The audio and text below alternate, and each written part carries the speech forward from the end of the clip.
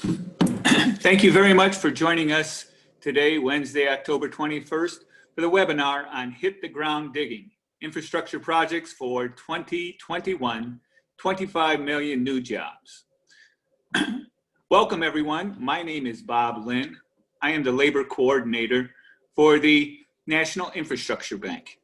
We have been working on trying to get a National Infrastructure Bank for several years now. Historically, this is not a new idea. It was originated by Alexander Hamilton right after the Revolutionary War to be able to get the United States on sound footing moving forward. We are proposing much the same proposal that he did, which is basically to repurpose debt that is already outstanding for the Federal Reserve, and then being able to go forward and monetize that and get it out into all the communities so that the infrastructure needs of the United States can be met on the grand scale that it so deserves.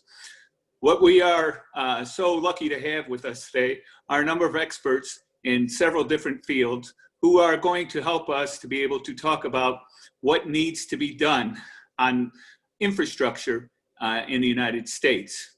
So as we continue to go on this, I'm going to ask that one, if you are not familiar with what the bill is, the name of the bill is the National Infrastructure Bank Act of 2020. It was introduced on March 20th, or March 31st, I should say, and was introduced by Representative Danny Davis of Illinois and was co-sponsored by Seth Moulton from the Massachusetts area. It has since had two other people that have joined it, Representative Bobby Rush from Illinois, and also just recently, Representative Debbie Dingell. I would ask that as we're going along here today, if you are not familiar with what the National Infrastructure Bank is, we have done several webinars, and the webinars that we have done have gone and actually explained this in great detail. The last one we did on October 16th goes into excruciating detail to be able to show how the bank will operate and all the rest of that. The purpose of today's webinar is to actually talk about, okay, the act passes, now what happens? What kind of infrastructure projects can we hope to get started in the first year, and where we can go from there. And so as we go along today, we are going to ask that if you have any questions, that you go to the question and answer box on your screen and type in your questions, and we will do our best to make sure that those questions get answered. With that, we're going to start off right here, and I'm going to ask Senator Lou DePalma to please tell us some of the projects that we are there, and introduce yourself to the audience, if you would. Thank you. Thank you, Bob, and it's great to be a part of the group who I say doesn't take no for an answer. It's been a group that's been in existence for a while now, and it will get over the goal line. It's taken some time, but it will get over the goal line. Bob indicated I'm Senator Lou DePalma. I am the first vice chair of the Senate Finance Committee in the state of Rhode Island, also a senior deputy majority leader, a Biden delegate, and a co-chair of the Biden campaign in Rhode Island. I do like infrastructure. I'll say I love infrastructure. It's something having served on a local council for 2 years prior to being in the Rhode Island Senate for 6 terms. I will be continuing next year. With regards to infrastructure, we're all aware of the age of our infrastructure across the country. What I want to focus on tonight is primarily the electric grid. And we're all aware of the age of the electric grid, the challenge the electric grid has. And when you bring into it the increased number of severe weather events, the impacts of climate change, the need for climate resiliency, and the impact that has on our electric grid. And this is something that I think both President Trump and obviously President Biden, Vice President Biden, candidate Biden has been looking at for some time. It's something that really needs to move forward with regards to upgrading the electric grid to address those issues that are brought on and strained by those incidents before, whether it's severe weather, climate change, climate resiliency, et cetera. We do need to become more efficient. We need to use less fossil fuel, understand all that, but the electric grid, whether it's going to have renewables put into it, that has a different impact. And we've seen that in Rhode Island based on the wind farm we have. I think we have the only offshore wind farm in the country, and it's growing. And the impact that had on the infrastructure, we know what that means. The other piece that's required from electrification of the country and an improvement on that has to do with cyber resiliency. This being Cybersecurity Awareness Month, I'll put a plug in at the end. The other piece that will come along with upgrading our electric grid is ensuring it is cyber safe, it's cyber secure. One of the critical areas that's been tested and continues to be tested is foreign actors trying to break into the electric grid, break into the grid and act upon that. We've been successful to date. We want to be successful throughout that, but the band-aids that have been applied over the last months and years aren't enough. We need to do more with that. So when we look at upgrading, enhancing the electric grid because of the challenges we have, because of the increased demand on electricity, the age of the infrastructure, on top of that, or umbrella over all of that, the cyber component, the time to act is now. We can't wait any longer. Back to you, Bob. Thank you, Senator. Our next presenter is Dr. Alexander Metcalf. Dr. Metcalf?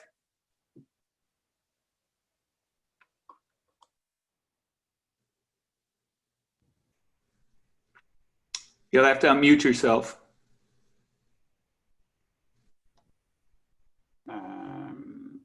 There you go.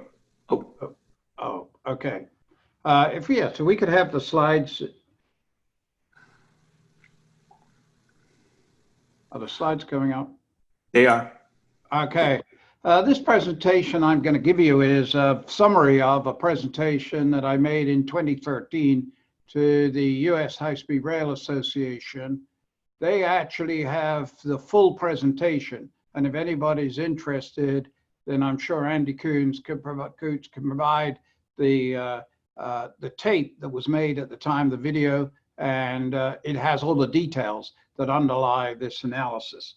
The analysis is aimed at showing that we basically have a very strong case today for building a high-speed rail network equivalent to the interstate system for the US. Next slide. What's happened in America in the last 50 years is that we've had a really fundamental different change in our socioeconomics. And what we've seen is the emergence of mega regions. These tend to form themselves into linear corridors that naturally suit the basic requirements of a high-speed rail system. So by 2050, America 2050 is predicting that we'll see the kind of mega regions that are shown on this graph. Next slide. In addition to the changing socioeconomics that are supporting high-speed rail, basically there are a lot of other factors that have changed in the last 50 years. Obviously, I think you're all aware of gas prices and congestion, and there's been lots of studies done by government to show that basically we're running out of highway capacity. What's less obvious is that there has been a very significant rail revolution in cost. It's not just that it's cheaper to buy rail today than it was in 1950, but also that it's much more easy to maintain. This is due to modular maintenance systems, PTC, and also things like regenerative braking. In addition, the actual cost of a train is only 35 million, which holds 500 people, compared with, for example, a 737, which for 120 people would cost you 120 million. So high-speed rail is 3 times as cheap, is 30% of the cost, and also holds 3 times as many people. Another big factor is air deregulation. In 1950, we had 160 major airports with commercial air service.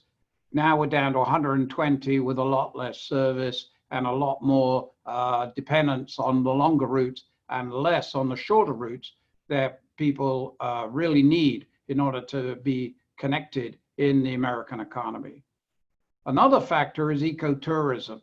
Once upon a time, congestion was confined to the cities, but now we see that, for instance, on I-70, and you can see that picture there, where there are no houses or buildings within 20 miles, and yet we have a huge congestion on I-70, and that's because of ecotourism.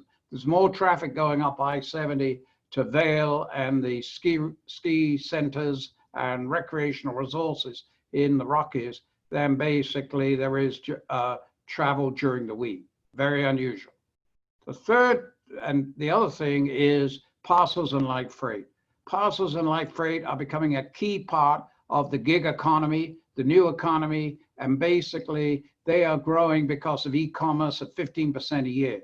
UPS, FedEx, and all of the people responsible for moving light freight and parcels basically have to double their infrastructure every less than every 10 years. As a result of that, they are looking for new capacity and new ways to move along these corridors in the mega corridors. Next slide.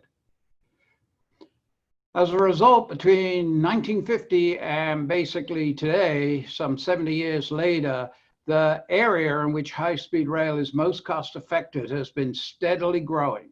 And so whereas the 1950s, it was between 2 and perhaps 350 miles, today it's between 150 and 70. Those dotted lines that you see on the graph have gradually been moving apart as high-speed rail has become more cost-effective and more efficient in basically providing transportation in the major corridors in America. Next slide. As a result, we've had 4 phases of potential development of high-speed rail. This is kind of about a 15,000-mile system that began with the corridors like the red corridors like the Northeast and Florida and Texas and the Chicago hub, but very little else. And in fact, a review that I did for the European community back in 1970 basically suggested that there wasn't much potential for high-speed rail in North America. And at the time there wasn't. But now, because of all those changes we've just been through, the market has been improving and the opportunities are much greater. One of the key things in building a national network for high-speed rail is the Front Range area. Because of ecotourism, Denver Airport to Vail and as far as Grand Junction and from Cheyenne down to Pueblo would all become a real hub for high-speed rail. The distance from Kansas City to Denver is 600 miles as it is from Dallas to Albuquerque. So you need to be hitting the highest speeds that the new trains are producing, the 240 miles an hour, in order to make those corridors competitive. Without that, it's impossible to go the 1,000 miles from Kansas City or Fort Worth to California. But with the new technology, then basically it becomes economic, and there's a very real case for building a corridor, for instance, from Albuquerque to Phoenix into LA. Next slide. As a result of increasing speed for high-speed rail, we can see it here, the return on capital investment has been steadily improving. When we did the studies for the Midwest Chicago hub, the 110-mile-an-hour diesel, the best we could see was covering 20% of the capital cost. Today, with 240 and 300-mile-an-hour high-speed trains, we could cover as much as 70 and 80% of the capital cost. Wait another 10 years, and that 70 or 80% will move towards 90 or even 100%. Next slide. The net effect of building a system that would be similar to the interstate system is a very interesting question. An infrastructure bank would play a key role in doing that. What that would do would produce GDP growth in the area of 0.7 to 1% a year. That's the same that the interstate system actually produced, an extra $210 billion a year into the economy because we basically would build a high-speed rail network. we'd create 100 million person years of work. If you divide that by basically 5, which it takes to build each kind of corridor, then basically you're looking at the 20 million jobs that people have been talking about with respect to the infrastructure bank. The income creation, 5 trillion. The property value development that would go around the stations associated with the system, 7.5 trillion, and a tax base expansion for government of 1.3 trillion. These are very significant economic returns for an investment that would be similar to the kind of investment when the country had the vision to kind of start building the interstate system. The high-speed rail is to the gig economy, to the new economy, to the administration and financial and IT and logistics industries, what basically the interstate system was to manufacturing. Today, 75% of our economy is based on service industries. And it's for that reason that we want to be building the high-speed rail system for America. Firms like Google and Facebook all are demanding of government that they basically build high-speed rail systems. Next slide. Okay, so if we do that, what do we find? We could build a national high-speed rail network that would connect 80% of the American population. Basically, it would be a 21st century new infrastructure that would move people and also parcels and light freight. One of the great things about freight is that Wall Street loves freight. It hates high-speed rail for people, but it loves high-speed rail for parcels and freight. And so people like UPS and FedEx and XPO and all of those parcel moving groups would basically find it easy to raise bonds. And Rockford Airport, which was a totally private sector deal, was basically capable of paying back the bonds using UPS landing fees at the airport, so that today that airport is now the 19th heaviest used freight airport in the country. We're saying that PPP approach and an infrastructure bank could basically use to support government in raising funding. Most governments are very, very concerned about the idea of putting $20 billion into a high-speed rail system. They need the help of the private sector and also the security that comes with an infrastructure bank in order to be able to do that. And lastly, the express freight business could be a heavy investor in transportation infrastructure. And with that, thank you very much. Thank you very much, Dr. Metcalf. The next presenter is Andy Kuntz, who's president of the U.S. High-Speed Rail Association. Thank you very much for having me. Do you have my image of the national map? Yeah, there it is. Okay, so we started the U.S. High-Speed Rail Association in 2009, and the first thing we did was create this map. And Alex touched on it, and pretty much we followed the same thing that he was talking about, the mega regions. And you can actually look lightly underneath our rail map is the RPA's mega regions. And so we laid it out in phases, hitting the big cities first, where the most population centers are and the biggest need, and then little by little building it piece by piece across the country to the point where it's a connected national network.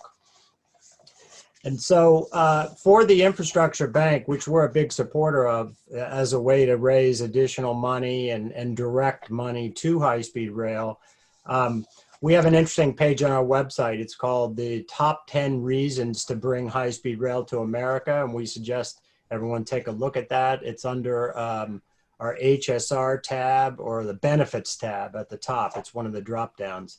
And what we did was it spells out all the different areas. We touch on the light freight, like Alex mentioned. We talk about a major climate solution, a major mobility solution, economic development, a way to redirect sprawl growth into smart growth in nodes and cities, So there's a number of really compelling reasons, and one of them alone is enough to reason to do this, and we've flushed out 10 of them. So this is something that's really important for our nation currently and for future generations. It'll be one of the largest solutions to climate change that we can enact to get us off of oil as quick as possible. And you know, there's numerous other benefits in creating a whole entire industry in America, creating jobs, manufacturing all the parts and of the trains and all the system requirements and all that. So there's numerous benefits to this. I wanted to also, I was asked to look at briefly some of the most shovel-ready projects that are moving along right now. And we basically got a handful of them. California is clearly the largest and the most shovel-ready. They've already got about 119 miles currently in full-bore construction in the Central Valley. That's kind of the main spine of the system. And then they have a number of other segments that are going through all of the multi-year process of getting permits and approvals and route studies and all that kind of preliminary work that takes anywhere from 2 to 5, 6 years to do. They're going forward and doing corridor after corridor. So they'll literally have probably 200 or 300 more miles ready to go to construction this year. So that ends up being huge. And then each piece that's added gets us that much closer to having the full system built. The main part of it is connecting downtown San Francisco with downtown LA. Once that happens with 220-mile-an-hour trains, we feel that that will literally be one of the busiest rail lines in the world. Right up there with Tokyo, Osaka, Paris, London, Madrid, Barcelona, and some of the others. So going down the list, the next one that's probably the most shovel ready is the Express West project. I believe it's now called Brightline West. That's approximately, depending on which piece of it, there's 2 phases of it. That's about $7 billion for the first phase, and then another probably $5 or $6 billion for the second phase, which will take it all the way into the LA basin. And that project is set to begin construction this year. That's backed by Fortress Group, private groups, so they're moving quite rapidly on that. Then another one that's very close to being shovel ready is the Texas project. That's about 240 miles that'll connect Dallas and Houston at an approximate cost of $15 to $18 billion. That'll also be state-of-the-art rail, dedicated track, 190 to 210 mile-an-hour speeds, fully electric. And that project has been in the works for a number of years, doing all that preliminary work, securing the land, the permits, and all of what's needed. Another project that's is shovel ready, however, it's kind of on hold currently, is the Florida second leg from Tampa to Orlando. That was the actual one that was originally ready to go to construction back under the Obama administration, and the new governor came in and stopped that project. But that one's literally, the land is already set aside. It's the median of I-4. It's right here between Tampa and Orlando. That'll connect from the Bright Line that's currently under construction. That'll go from West Palm into Orlando Airport. Then this second segment will go from Orlando Airport to Disney property, then to Lakeland, and then to downtown Tampa. So that's another one that looks to be very promising, very low cost. It was only about $2.3 billion to build that. Again, because Florida is flat, there's no mountains, there's no earthquakes to deal with. The land is already secured. It's already a public property, I-4 median. So all those issues of getting the land and all that's already been taken care of for that project. Another one that's not shovel ready, but is moving forward. There's huge support for it, probably the most support in the entire country, is the Cascadia project up here in the Pacific Northwest that will connect Portland, Seattle, up to Vancouver, British Columbia. That one has major support behind it, including Microsoft Corporation, who's actually funding hundreds of thousands of dollars in studies for that. And they've already completed 2 studies, a feasibility study, then an economic development study. The economic development study came back saying that the system would cost between 24 to 42 billion to build, and it will deliver $355 billion in economic benefits. So I think that calculated out to like 1,400% return on investment. Definitely a good deal there. And like I said, you've already got the DOTs.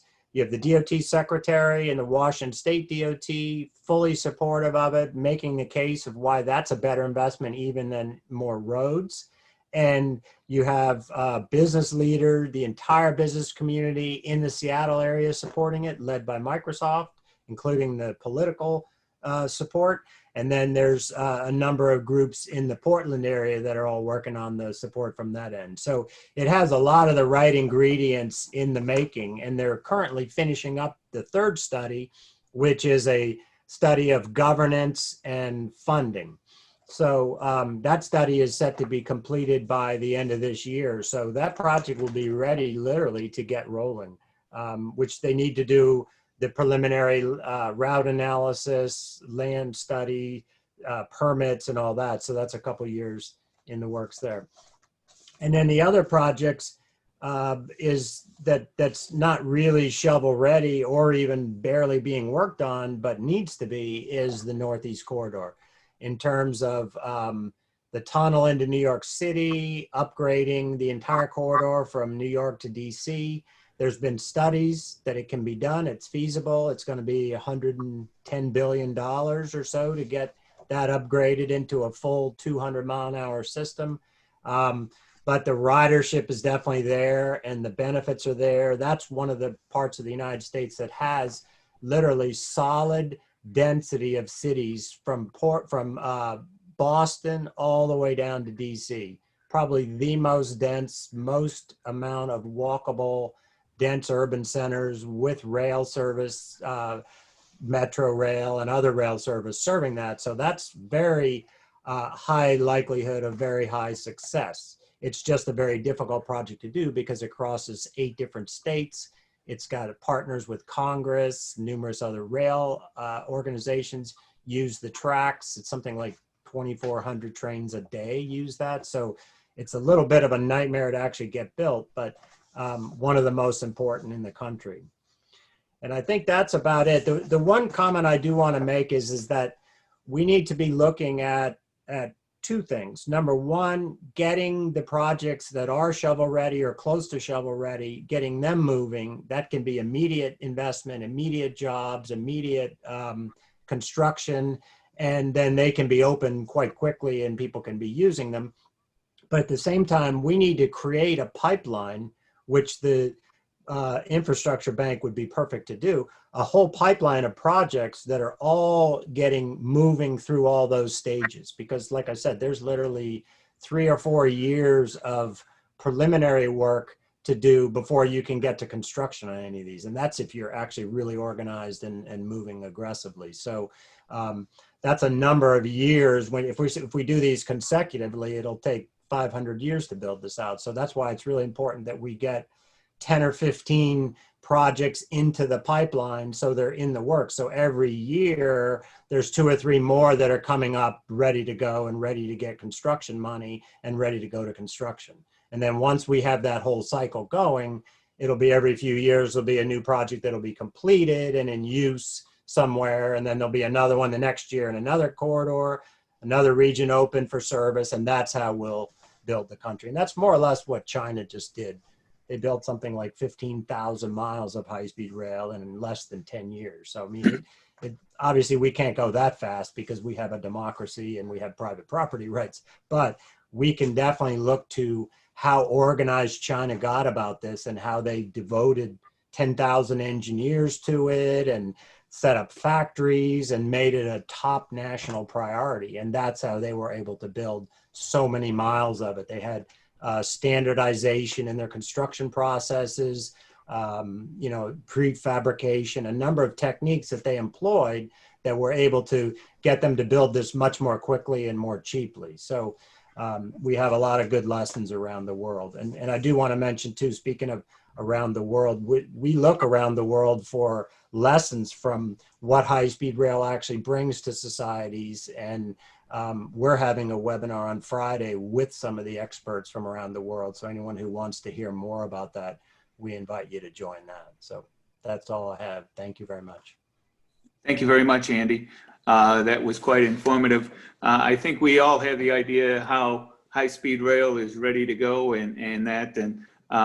and hopefully we can discuss a little bit more in detail how many jobs we're actually talking about, because that I think at the end of the day is the key to be able to do it. One of the reasons that we are struggling here with the current situation, COVID and everything else that's going on, we have a situation where an awful lot of people are unemployed and looking for opportunities to be able to get back to work and start to put food back on the table. So can I just comment on that real quick? The California project, by the way, that's one of the things they're actually proud of, is that they've been able to keep the jobs going throughout this crisis. And so far they've created something like 4,000 jobs, and they're only building 1/8 of what they're planning to build. So that's the kind of jobs that this will enact. Tens of thousands of jobs once we really get moving and start doing multiple ones of these at the same time. Absolutely. Thank you very much. With that, we're going to move on and change track a little bit here. And we're going to ask former Governor Roy Barnes of Georgia, if you wouldn't mind to expound a little bit on the region that you're from and what you see can be some of the impact that the National Infrastructure Bank could have in your region. Thank you for allowing me to come and be with you. I'm in one of those mega areas that has just been discussed. I'm 12 miles northwest of Atlanta. And when I was a child, population of this state was about 3.5 million, 3.4 to 3.5. My father was a dairyman. He farmed in this county. It had about 40,000 people in it. Today, this county has 800,000 people, and the population of Georgia is approaching 11 million.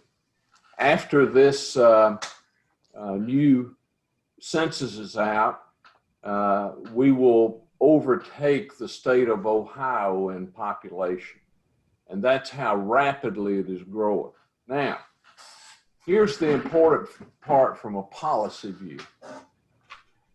When you live in a state that is growing, Georgia generally is the 3rd, 4th, or 5th fastest growing state in the country. We're also a large state. We're the largest state geographically east of the Mississippi. We're larger geographically than New York or Virginia or North Carolina and all of those. And when you have the needs of a bursting population, as a governor, as a policymaker, you're looking for money wherever you can get it. You do well just to make sure that you can build enough schools and educate children and expand the universities. And then you have all of these other things that come along with growth, more in prison, more judges, everything else. And so by the time you get down to infrastructure, which you need more than anything else, the pot is dry. And legislators gloss over when you tell them, listen, I need to issue $20 billion worth of debt this year just to do the first leg of the Southeastern Rail Corridor, or to build new reservoirs that we need to be able to control the flow on the new growth, or to be able to replace bridges that are 60 to 100 years old, and all of these others. And many states like Georgia have limitations on how much they can issue in debt. And so what happens is governors become and legislators become very frustrated in being able to meet the needs that they know they have to have for their people. I brought government is generally reactive and not proactive.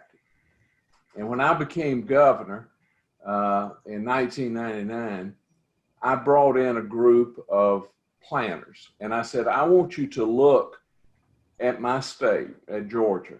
I want you to look at it in 15 years, 25 years, 35 years, and 50 years. And tell me what I'm going to need, because I'm going to try to get ahead of my needs for infrastructure and for education and other things. What they came back with has turned out to be true faster than they anticipated, but it was frightening. What they told me was Macon is midpoint in the state of Georgia. They told me that within 20 years, and it happened almost within 10, that a stranger, the development would be so great that a stranger coming up I-75 or I-85 would not be able to tell that they left one political subdivision and enter another. Right. And that occurred in about 12 years. Right. And so what happened, and then they told me, you've got to be able you can't build enough roads. Now we need some improvements, and we're a large state, and yes, you could still build some roads, but you can't build enough roads to be able to accommodate the growth. Interstate 285 that goes around Atlanta was originally 2 lanes in each direction. It is now 6 lanes in each direction.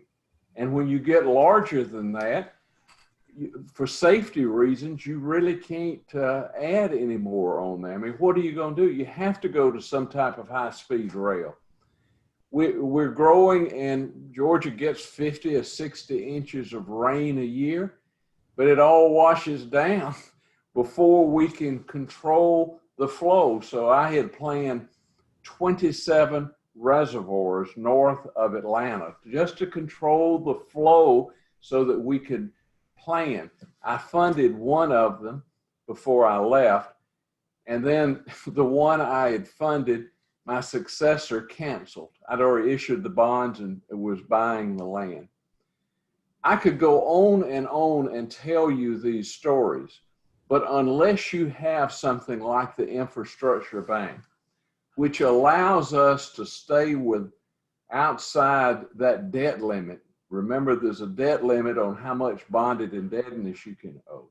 And unless you allow us to build these private-public partnerships, then what's going to happen is Georgia and the Atlanta region is going to become the Los Angeles of 10 years ago, before they started trying to do something about moving people around.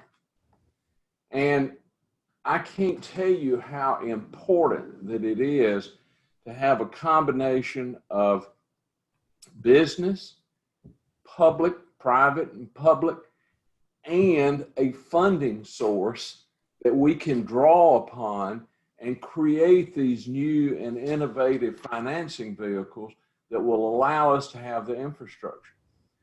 I am shocked that more legislators, Senator, do not see this throughout the country. I mean, do they just think these things pop out of the air, that these large projects just pop out of the air exactly when we need them instead of trying to plan and connect?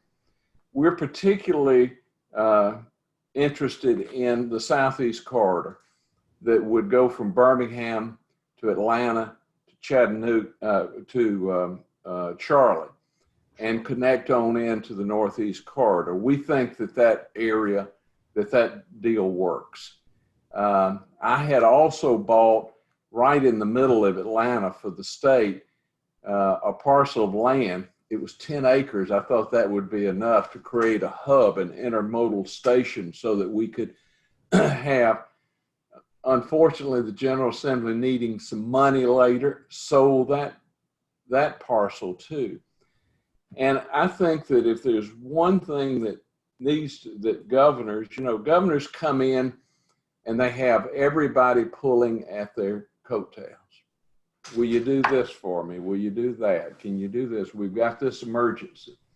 They don't have much quiet time to sit around and say, what am I going to do down the road? And that's the reason I think that the NCLS, the National Congress of Legislators,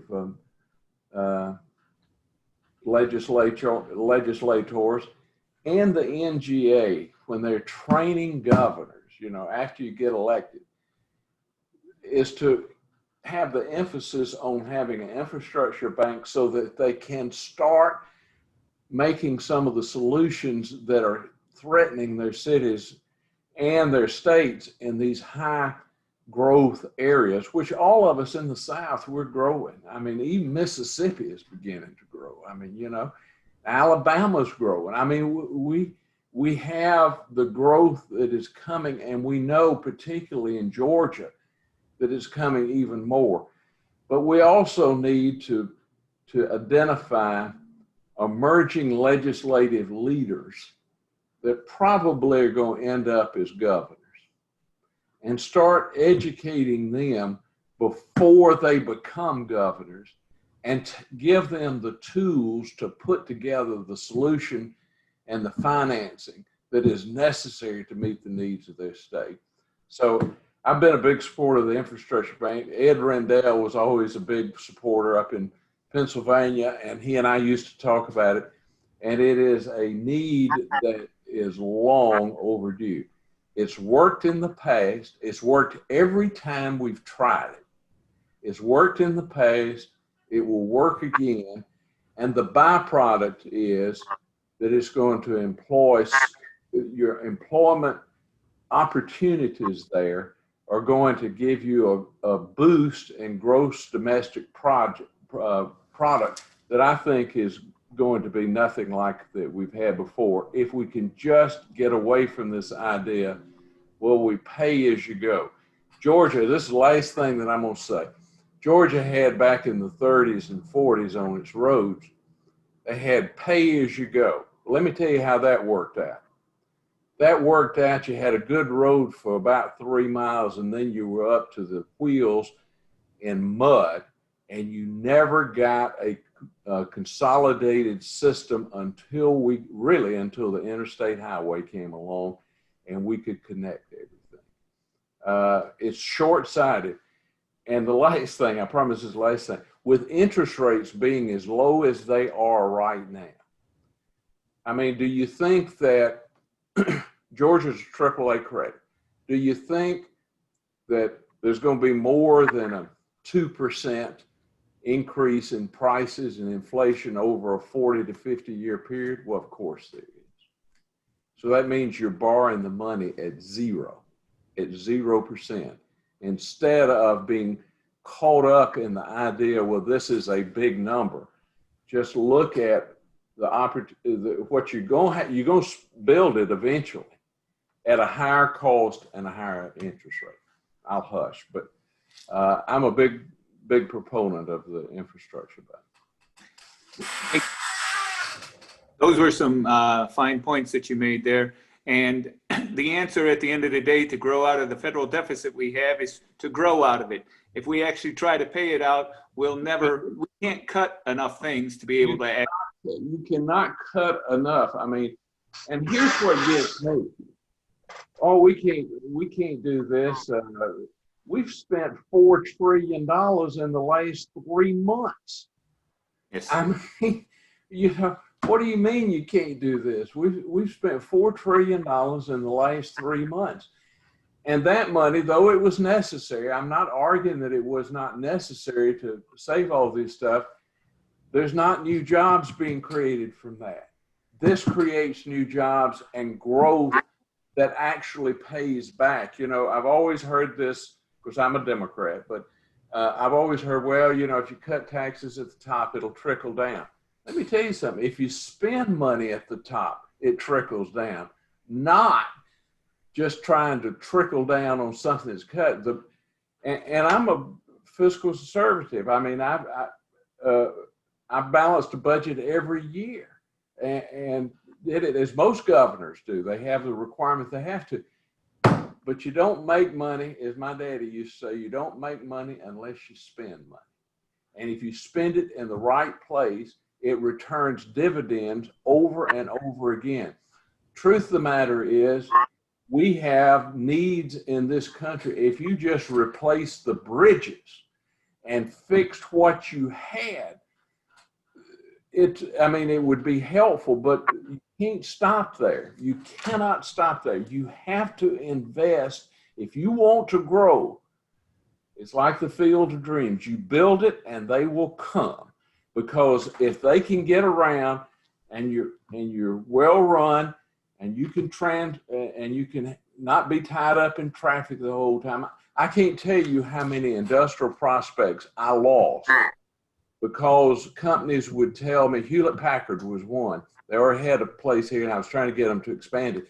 They said, we can't get around and our employees can't get there on time now from that traffic in and around Atlanta. And when I go to the legislature and says, listen, we got to do this, start on a high-speed rail system, it costs too much. I'm going hush. Yep. Well, I was always taught that we trip over dollars to pick up pennies. So absolutely. And we need to move forward with that. Thank you, Governor. I'm going to ask Councilman Rodriguez from New York if he wouldn't mind to give us a little update on how this bank could affect New York and this region.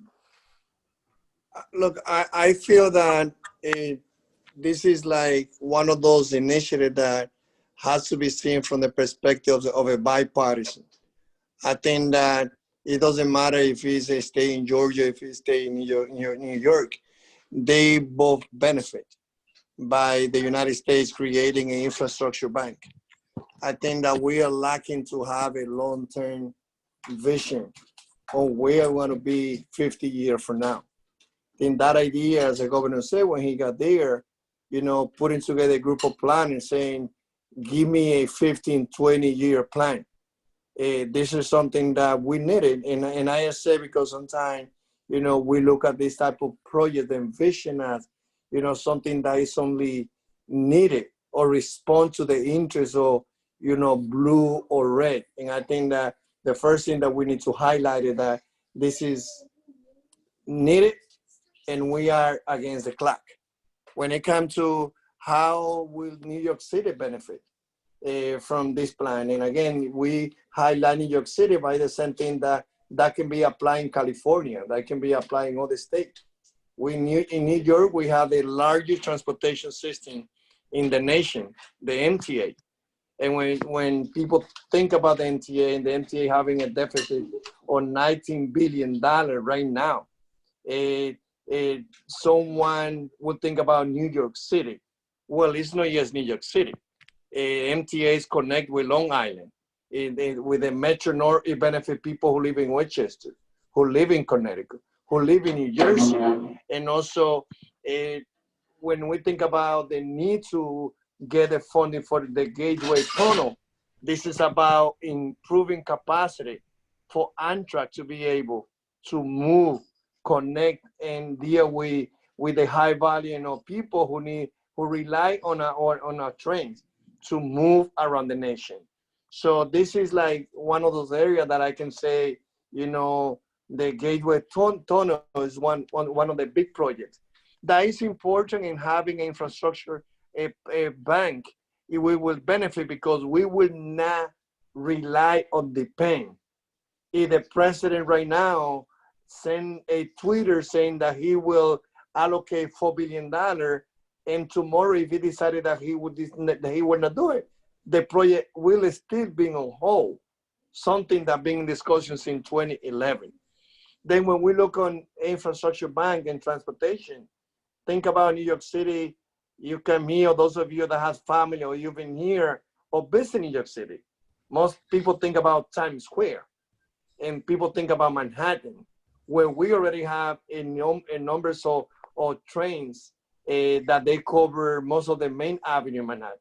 But think about the other 30% of New Yorkers who live on poverty. Compare the Times Square today with the Times Square in the 1980s. So the only reason why Times Square being renovated because they have been investing of billions of dollars to the infrastructure. But when you look at the poorest neighborhood, if you think about the South Bronx, where we had a higher percentage of asthma, where we had the Cross Bronx being the most congested a highway in the whole nation, then an infrastructure bank will hope to hear, to listen from people who live close to those areas and think about how to put some deck so that we can make it green above the Cross Bronx and how that can create thousands of jobs. But also on transportation, we know that building in New York City is expensive. And by the way, it's not only because China is not a democratic nation, it's about the vision. China has an infrastructure bank. You know, the young people in China, they've been made to be proud of China building the subway for the future. How can we engage New York City? How can we engage people in California and Georgia and say, we have a plan. We have a 50-year plan. And with that infrastructure investment, we will improve transportation. But also, it's not about cars. It's not about trucks. It's about also investing to make our city more pedestrian and cycling friendly. Because people want answers. What happened after Maria, after Sandy, with the climate change? We have seen millions and millions of young people, especially, organizing on climate justice.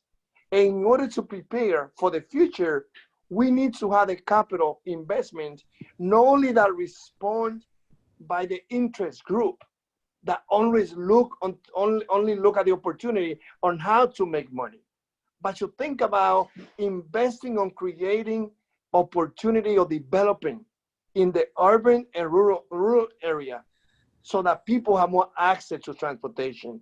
It doesn't matter if it's ferry transportation, if it's subway. Like in New York City, it's about buses. Like we want to connect more New Yorkers who live in transportation deserts, that it take 2 hours for them to come from Far Rockaway to Lower Manhattan, or someone who live in Northern Manhattan and they have to travel an hour and a half to go to work.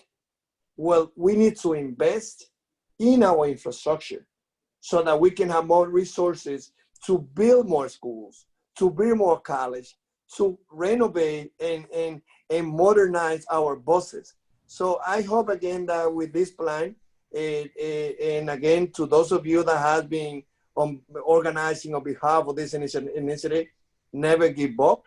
We need to be sure that we continue expanding this coalition. And at the end of the day, we need to see the light at the end of the tunnel, because having a place where the nation can say there's a particular funding that is ready to develop this project in the next 20, 30, 50 years, that's how we can take our nation to the 21st century. Thank you. Thank you very much, Councilman. With that, I'm going to ask Representative Lisa Sebecki from Ohio to talk a little bit about what's going on in Ohio and how the bank could have an impact in Ohio. Thank you, Mr. Lynn. And like Mr. Lynn said, that I'm State Representative Lisa Sebecki.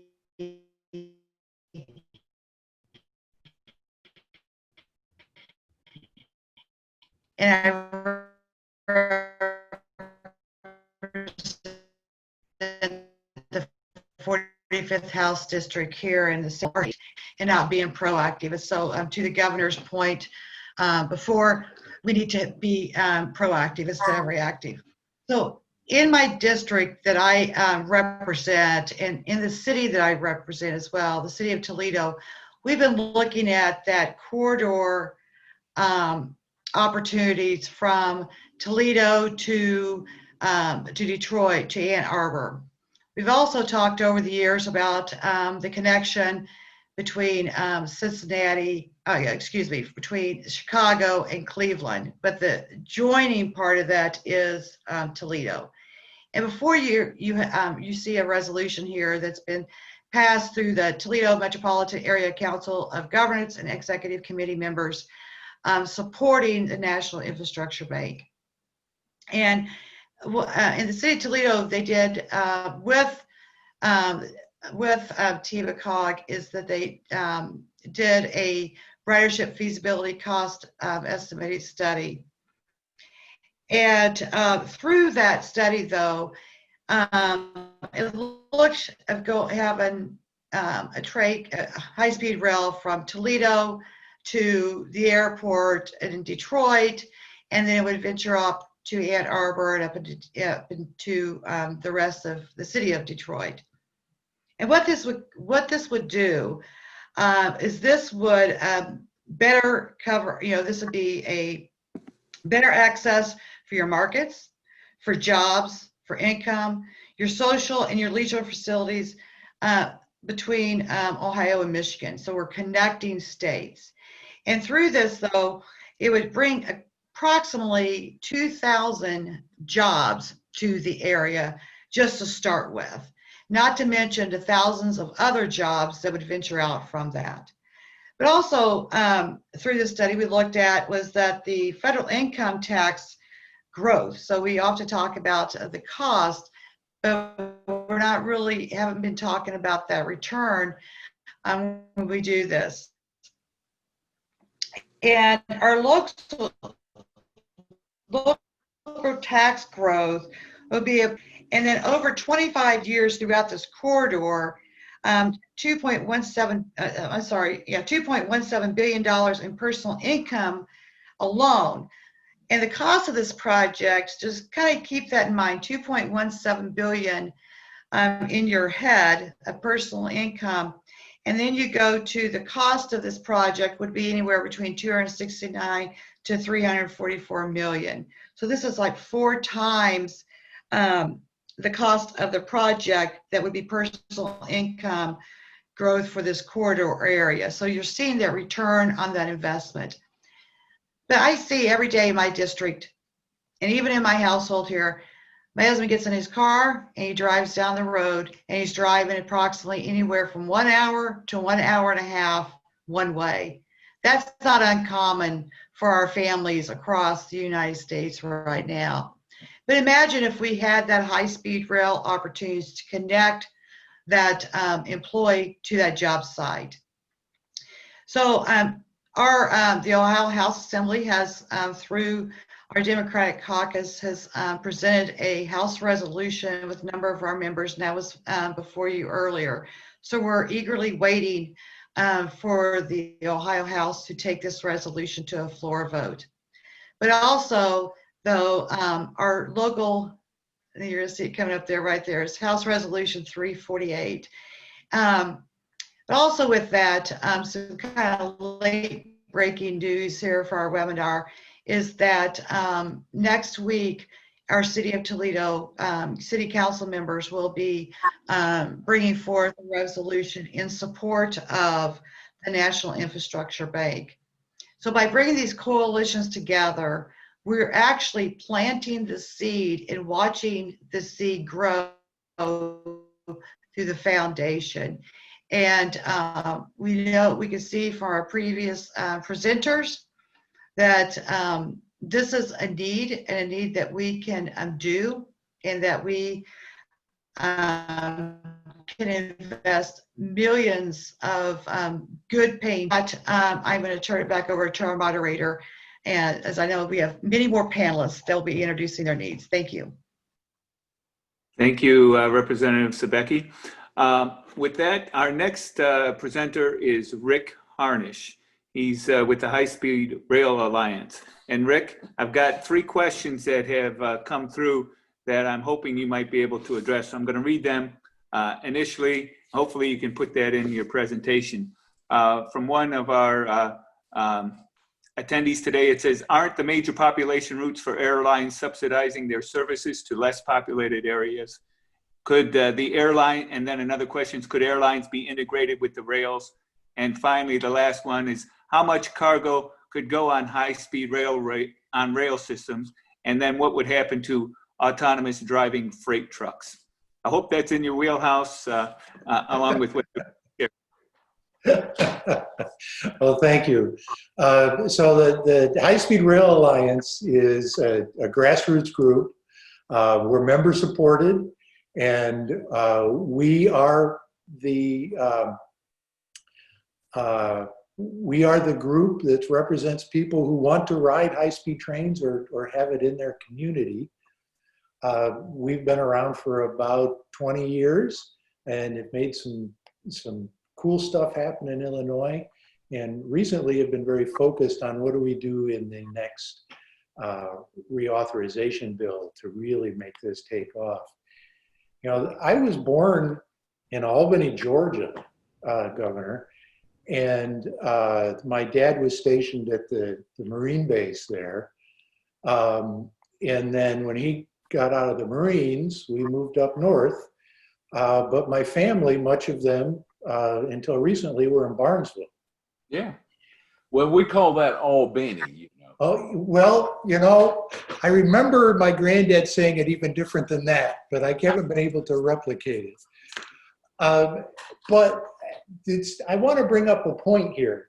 You know, we talk a lot about high-speed rail, and we should be building trunk lines like Alex and Andy talked about, where you're going 220 miles an hour for very long distances. Chicago to Atlanta is about 750 miles, so that's certainly in the range. You know, today in China, they're doing Chicago to Shanghai to Beijing is basically Chicago to New York if you take Interstate 80. And they've got a train every hour doing that in 4.5 hours. And that really should be a major priority for this country in catching up to the rest of the world. And I've been in high-speed trains in Turkey. And if they can do it, certainly we can do it. But since Alex and Andy covered that subject pretty well, I want to talk about the opportunities. One, let me focus first on the freight railroads. You know, the reason Wall Street likes the freight railroads, as Alex mentioned, they do. But the reason is because we made a big investment in freight railroads in the late 1800s and up to about 1910. And the railroad industry has figured out how to make money letting that decline over time. So there may be a few trunks where it looks like they're doing really well, pushing a lot of freight through there. And I'm sorry, autonomous trucks aren't never going to be as efficient as a stack train or even a 100-car road railer train. We really need it. But as long as we're subsidizing highways at the rate we have been, the railroad industry isn't going to grow. But there are opportunities to mix passenger and freight in ways that can really make a huge difference in both. There's a number of CREATE projects here in Chicago that would help both passenger and freight tremendously. There's a couple of big ones ready to go, like a new bridge down on the south side that's being designed right now. BNSF figured out how to spend a little bit of money fast out of the high-speed rail money in 2010 to improve their corridor between Omaha and Chicago. There's lots of opportunities to do that. And that way, if we combined those two, we could take a high-speed train from Chicago to Atlanta, quickly transfer it to a conventional train from Atlanta to Barnesville and Albany, and I could get down to see that part of the world a lot more frequently than I do, and boy, I would love that. But then to get to those questions that folks talked about, we have figured out how to connect high-speed rail to O'Hare. And it's very doable. We've finally gotten the railroads here to be interested in doing it. The challenge is pulling the pieces together to make it work.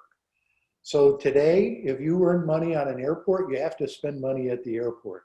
So we've got these really crazy circumstances where we've got these fantastic subway systems like at DFW Airport that's contained within it and is big enough and has enough capacity to serve a major city, and yet it's just focused on this low density travel market of the interior of DFW. If we could figure out how to take that revenue stream, combine it with the revenue stream for passenger fares that would exist if you could connect high-speed rail, take that piece of that really doesn't make any sense to fly from O'Hare to Bloomington or Normal to Indianapolis to Milwaukee from Chicago, and combine that with high-speed rail, we really could make a huge difference in the way our economy flows. The challenge is, how do you connect all of those revenue streams? And an infrastructure bank could be one way of doing that, where everybody puts into that and then it flows through the infrastructure bank, and you're pledging future revenues off of construction today, and it could be a very exciting way to bring the system together. Well, thank you very much for those responses and answering those questions. Again, if any of the attendees would like to ask questions, if you go to the Q&A section on your screen and type in the question, we'll do our best to make sure we can get to it. There's a question that's still in there that we're going to get to. I'm not, Mark, I'm not ignoring you, but we're going to continue on here, and we'll get to that when we get to the end of the presentation here. With that being said, we've talked about high-speed rail, we've talked about the electrical grid, we've talked about the need when it comes to our transportation systems. But one of the things that I think is really important, our next presenter is going to talk about, and that's Erica White, who's president of CWA Local 4319 in Toledo, Ohio. So Erica, if you wouldn't mind.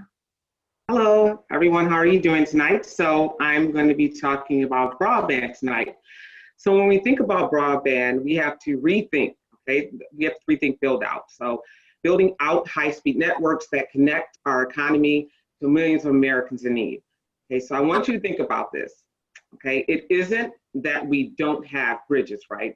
We don't have trains, that we don't have broadband, all that infrastructure, right? We do have that. It's that the continued investment in infrastructure has halted and broadband expansion that is critical. Okay, so when with slide 2, I'll show you what I mean. So now that we are rethinking broadband build out, right? Where do we build? So where are we going to do that? So both in low-income areas that are found in rural and urban America. Okay, these are the Americans that are most underserved by broadband. Those underserved cannot afford a decrease in future investments as we slip further and further behind in providing connectivity. Underserved are those areas with some DSL, okay, then that can be 6 meg or less, limited access, and not to throw any shade, but satellite internet, access to one provider, so you have no choice in that, okay? And think of it like this, underserved, when we talk about underserved, that depends on the access to resources for a community, okay? So four choices of internet in a community is not an underserved community. For rural America, underserved depends on the community, just as with urban America, right? So go to the next slide. So fiber to the people, hey, AKA fiber to the customer, home, or their premise. So we do have to think about direct fiber access. And one of the biggest issues with bringing fiber optic connection to people is getting the connection inside their home. So it's important to emphasize to the home, okay? And that's gonna build other jobs also once we talk about bringing within the home. So the next slide, let's talk about that. So fiber, why are we choosing fiber? Because fiber is better for carrying information long distances. So to maintain signal strength, copper cable links are limited to about distance of about 328 feet or less. But fiber optic cables can run up to almost 25 miles. Okay, you get that? 325 feet or less, or 25 miles, okay? Before they lose their signal strength, which makes them a better and stronger overall option. The next one, fiber isn't affected by electrical or radio interference. Copper has a greater interference that can negatively affect it. high levels of interference will reduce the signal strength and risk cutting the signal entirely, which is, I'm sure has happened to you on a couple Zoom calls, right? I'm sure people have froze up and we don't know what's going on, or you just dropped off. But glass and plastic fiber optic lines, on the other hand, are more insulated against outside interference, making their signal much more secure. Okay, let's go to the next slide. Fiber, so what are the disadvantages? I'm sorry, I skipped one, the last one, but fiber is less prone to damage. I'm sorry, on the last slide, I left that one out. So fiber lines, despite their extremely small size, are much harder and more resistant to copper, okay? So fiber lines can take anywhere between 100 to 200 pounds of pressure, but copper can only withstand 25 pounds. So nobody's gonna be standing on a fiber line and easily breaking it, okay? So on this slide, we're talking about the disadvantages. So let's go over those. The first one is you may not need that much speed. Said no person ever, right? No one is saying I don't need that much speed. Maybe in 1992 with dial-up, but not now, right? There's no such thing as not enough speed. The fiber internet has limited availability. So this is where we're gonna get into the infrastructure bank. So on December of 2017, the federal government's national broadband comparison tool showed that fiber optic lines are available. You ready for this? To just over 30% of the population. This is much less than the 90% availability of both DSL. Okay, we're not even talking fiber, DSL and cable internet, okay? Though some speeds are not available in all areas. Okay, that's the small print they leave out for you. And new fiber lines require new infrastructure, okay? Again, that's why we're here today. One of those reasons. Fiber optic lines are much newer technology, so they require all new infrastructure construction. Fiber internet companies will need to absorb the initial cost, which is what we're seeing not happening for fiber internet installation, which for them is a financial risk. So this explains fiber's limited availability. Again, companies aren't going to invest in something. They're looking at the market uptake. They're only going to invest in communities which are going to subscribe and pay for those services. They're not interested in going to urban and rural areas where they're not going to get the bang back for their buck, right? The next slide. So what we have to do is deploy a national broadband build. It is estimated that, okay, it's approximately one Jeff Bezos, one Bill Gates, and about 80%, I've shaved them off there, of one Mark Zuckerberg. And about $350 billion, again, that is national, okay? We're talking about the end of the bill, the total bill that would take us past a decade. Next slide.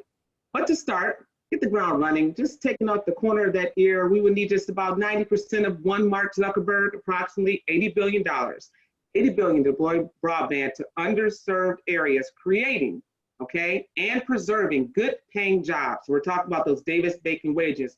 So we're not only talking about building infrastructure, we're talking about creating communities with good paying jobs. Next slide. To estimate the increase in jobs that could result from building and deploying a national infrastructure bank broadband build out, a reasonable estimate of the cost investment is required. We got to make an investment, okay? I agree.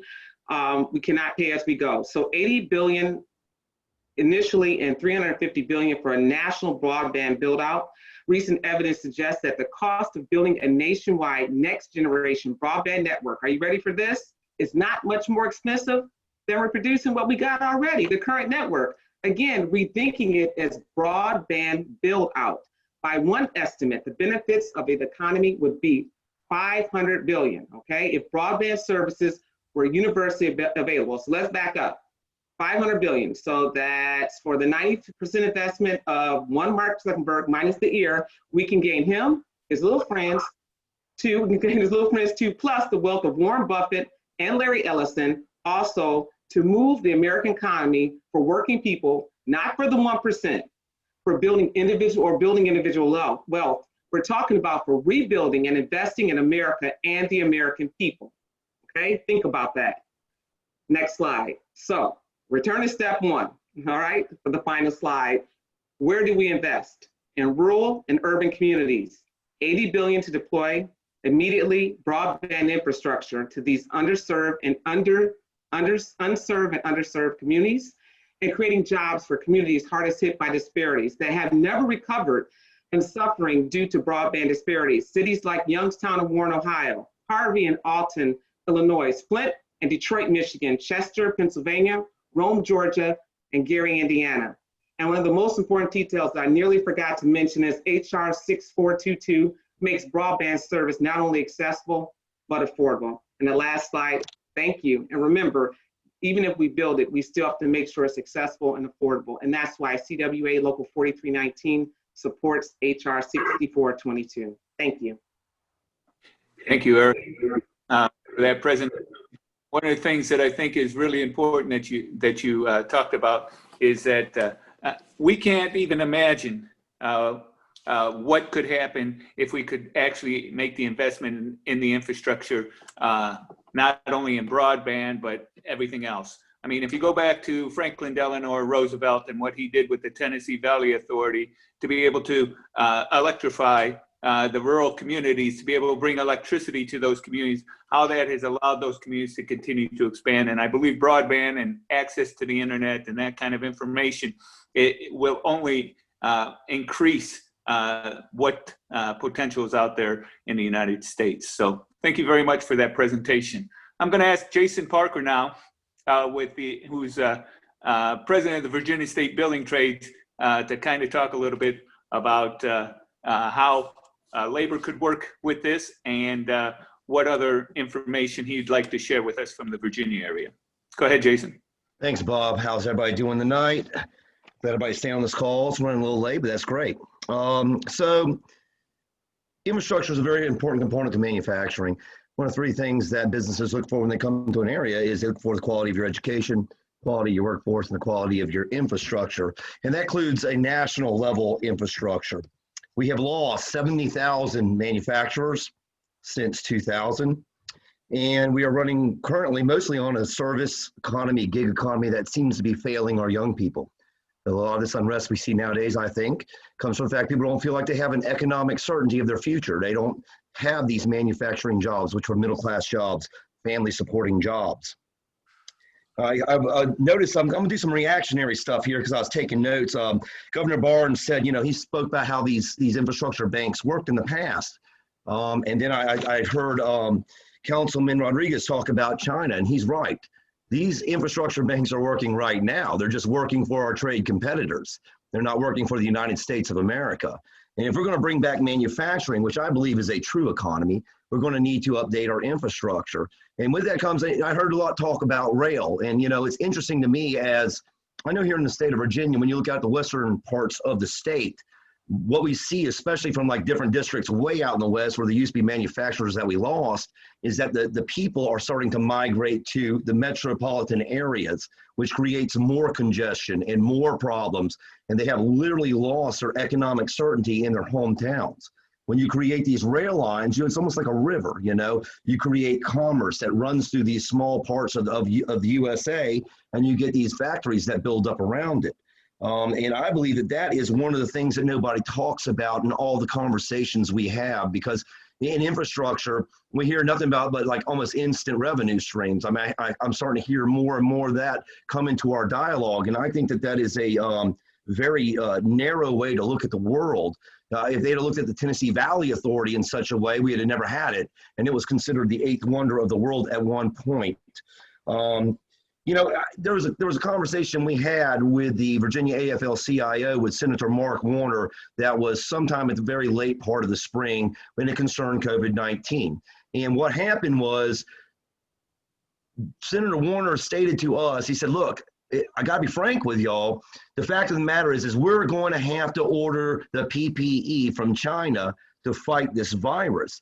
And that really illustrated to me a problem in America. We really come to a point anymore where we're just in a state of dependency of other manufacturers. We are no longer self-sufficient like we were for so very long. And I believe that's where a lot of that growth, that component of growth that everyone talks about in those tax bases will grow. Those taxes will grow us out of the actual debt we have right now.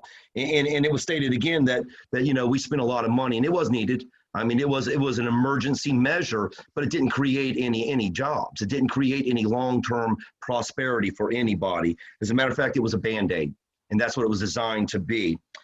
So for me, when I look at this infrastructure, of course, as a building trades, I want to build the infrastructure, but I want to build the factories at the other end of that road when it comes to infrastructure. And just to put one last point on it, not take up too much time here, we have this offshore wind happening here in the state of Virginia. And one of the things that was discussed in the very, very early components of this offshore wind, which we're putting 190 monopiles out off of Virginia Beach, was we needed rail, we needed docks and ports, and we need bridge tunnels, because they got to stand those monopiles up on those ships to take them out there.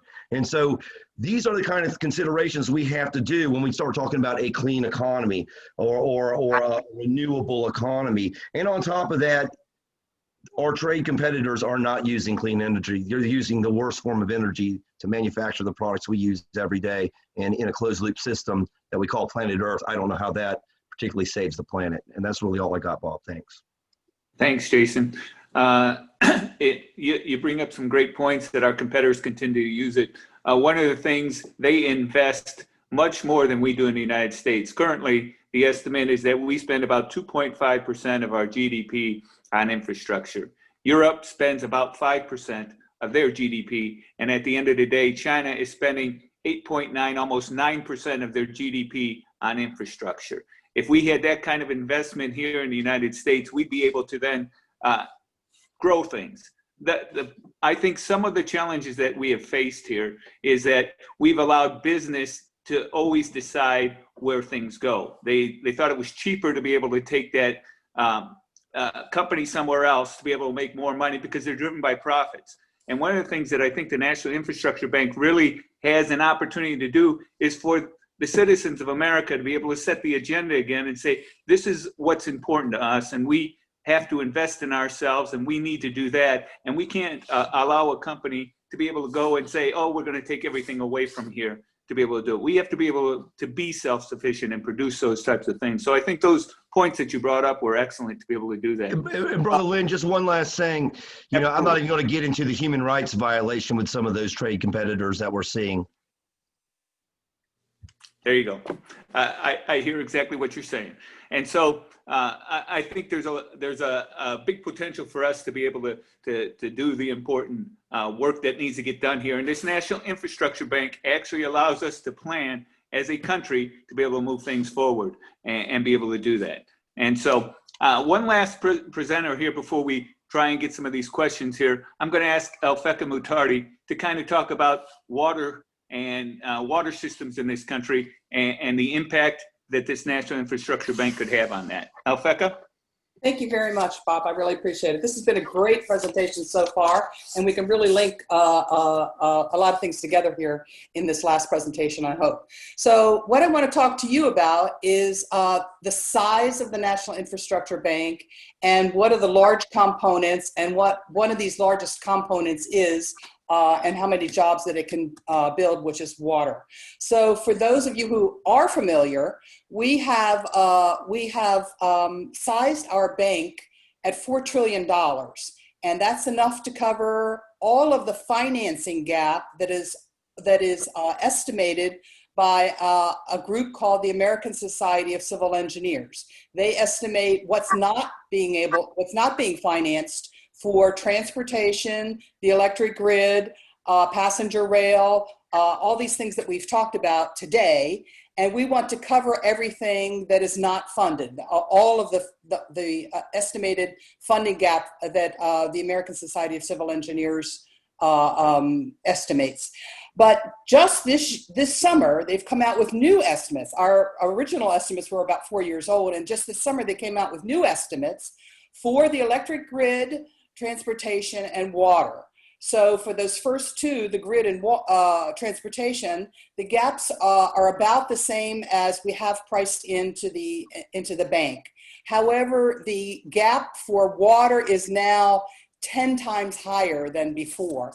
So if you look at this little schematic that the engineers did for their water project table of report, and I really, anybody that's interested in water, I really recommend that you go and read it on the United for Water website, or look under the ASCE.com failure to act series. So over here on the very left-hand side, what the engineers are saying now is that we will need $2.2 trillion over 20 years just for water alone.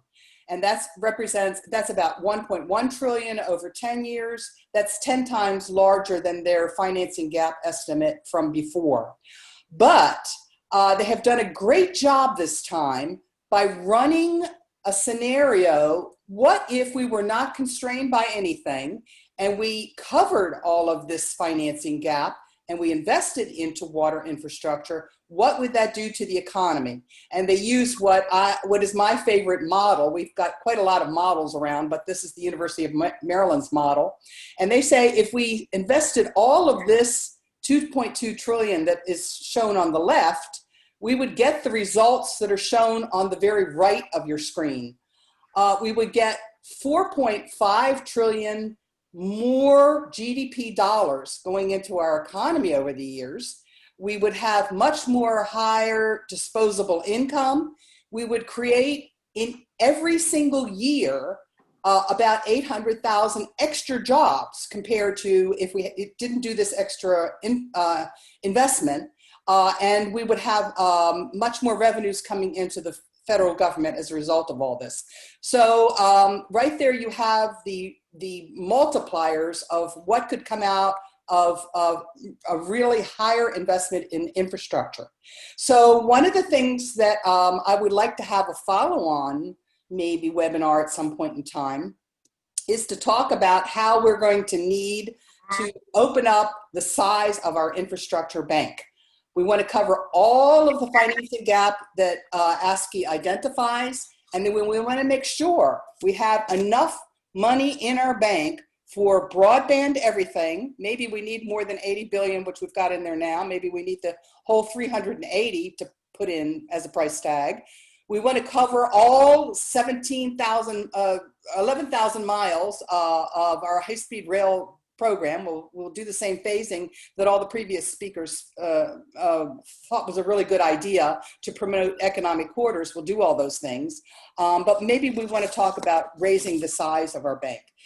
But now if you could go to the slide on the water project's impact. So here is what our total infrastructure bank looks like.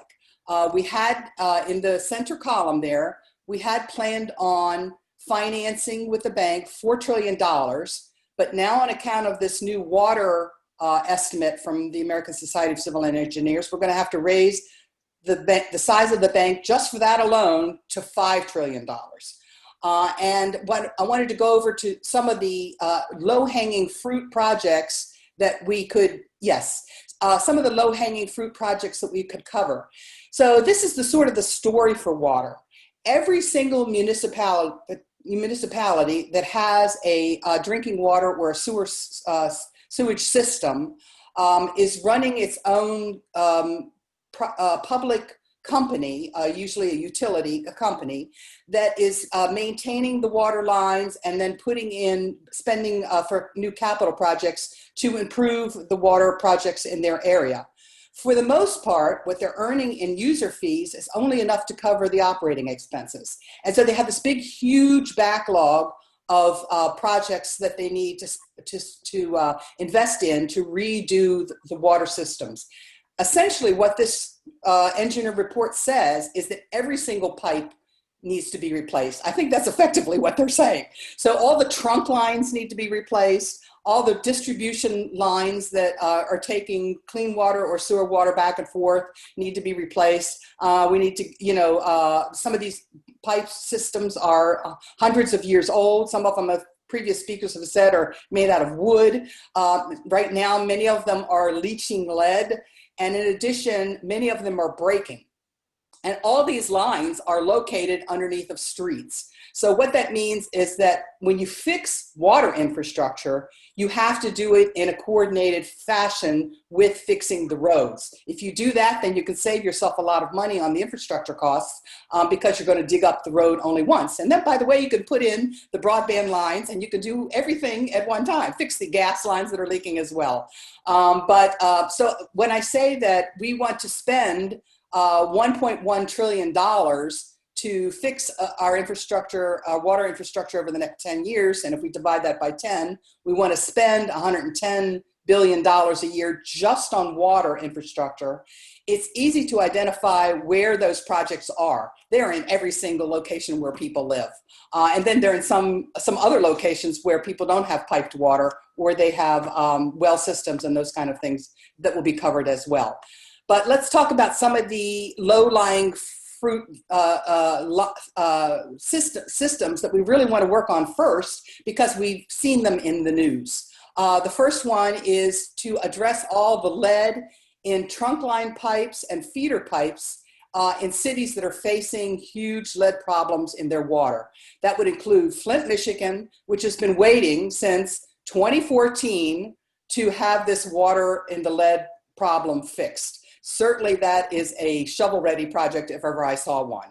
Then Newark has known about its water in the lead problem for some time, Newark, New Jersey, but reached a crisis this summer when they said, oh my gosh, the water filters that are being given out to residents to clean their water are not doing the job, so we're going to have to distribute bottled water. And then a whole bunch of legislators rushed in to look like they were sort of saving the day by providing their citizens with bottled water when they knew they had a problem that has been existing for some time. And so clearly the water lines in Newark, New Jersey and other places all along the East Coast, Newark is the one we know about, but all along the East Coast, there's lead in the water, I'm sure. And so all of those projects can be fixed. They must be ready to have capital projects to replace water lines right away.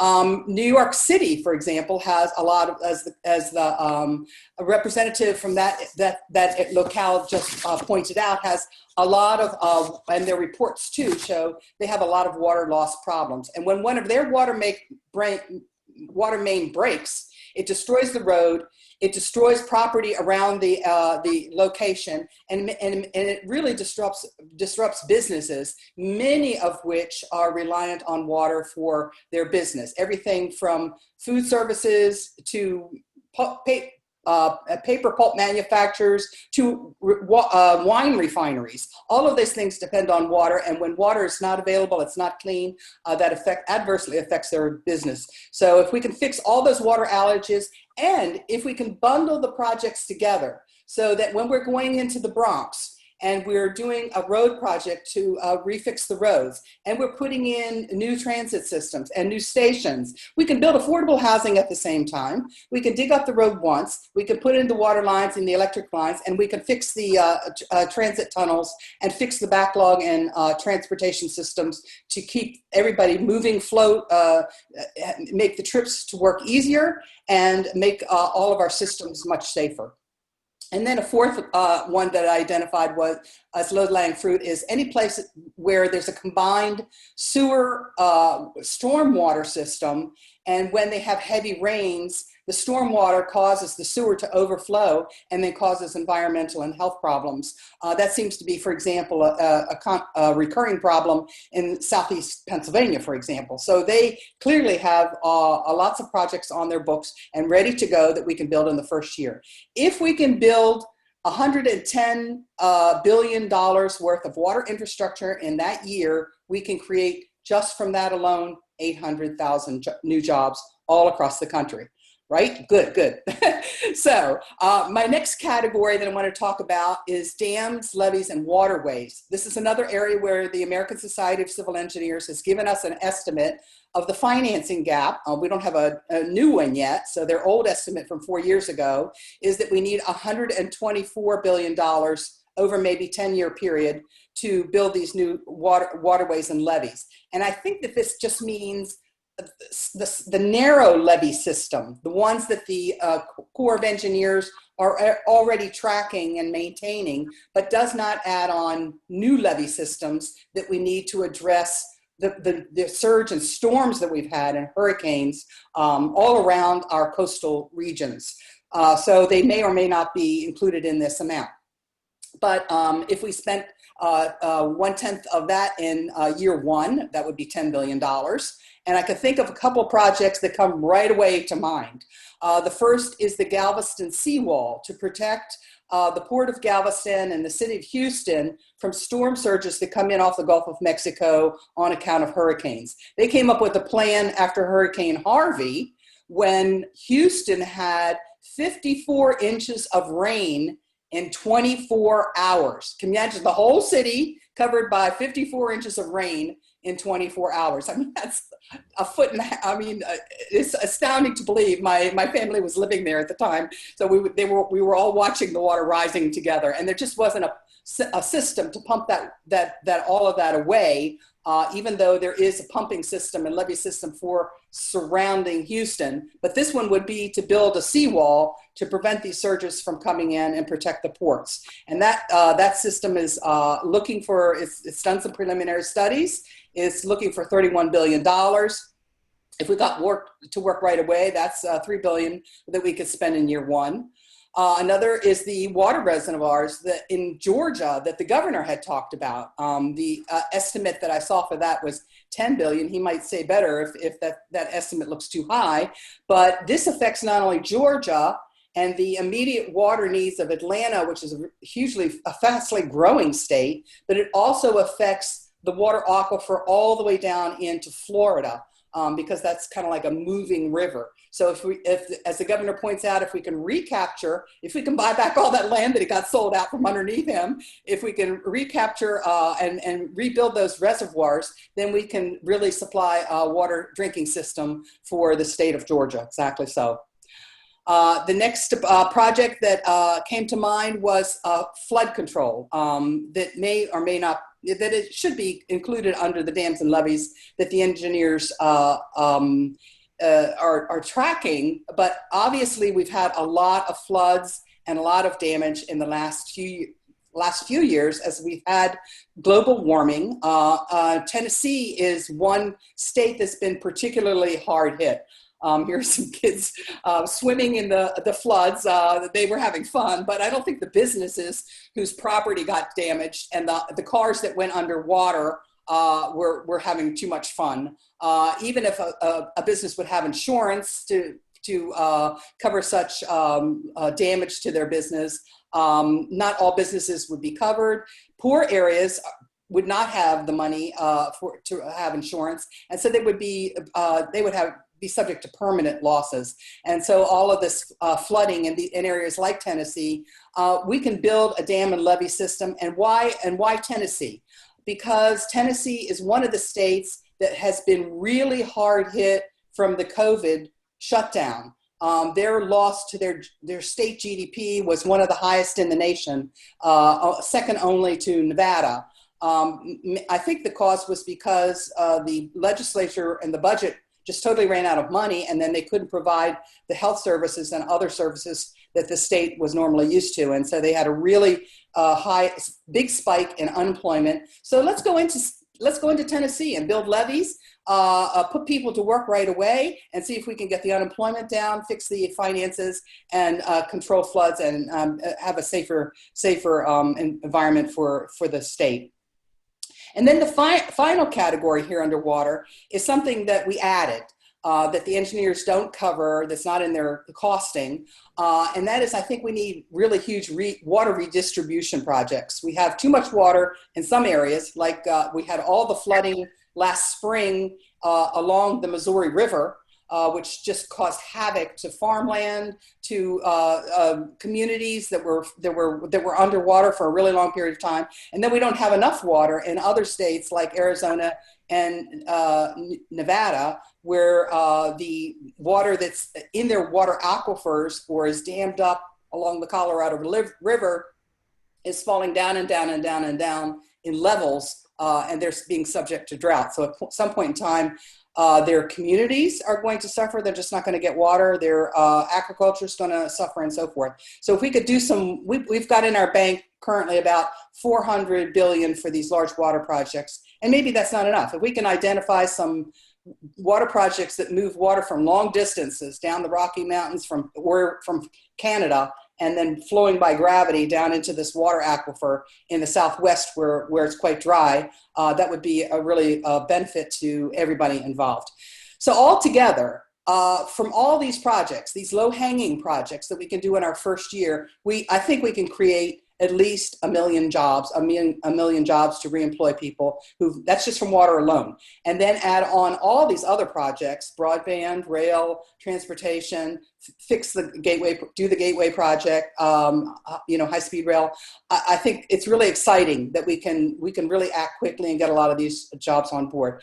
But on our next iteration, we want to have feedback from all of our panelists to tell us, is what we've got in our table for costing for the NIB enough, or do we need to raise the size even further above 5 trillion to cover all of these infrastructure needs? Thank you very much.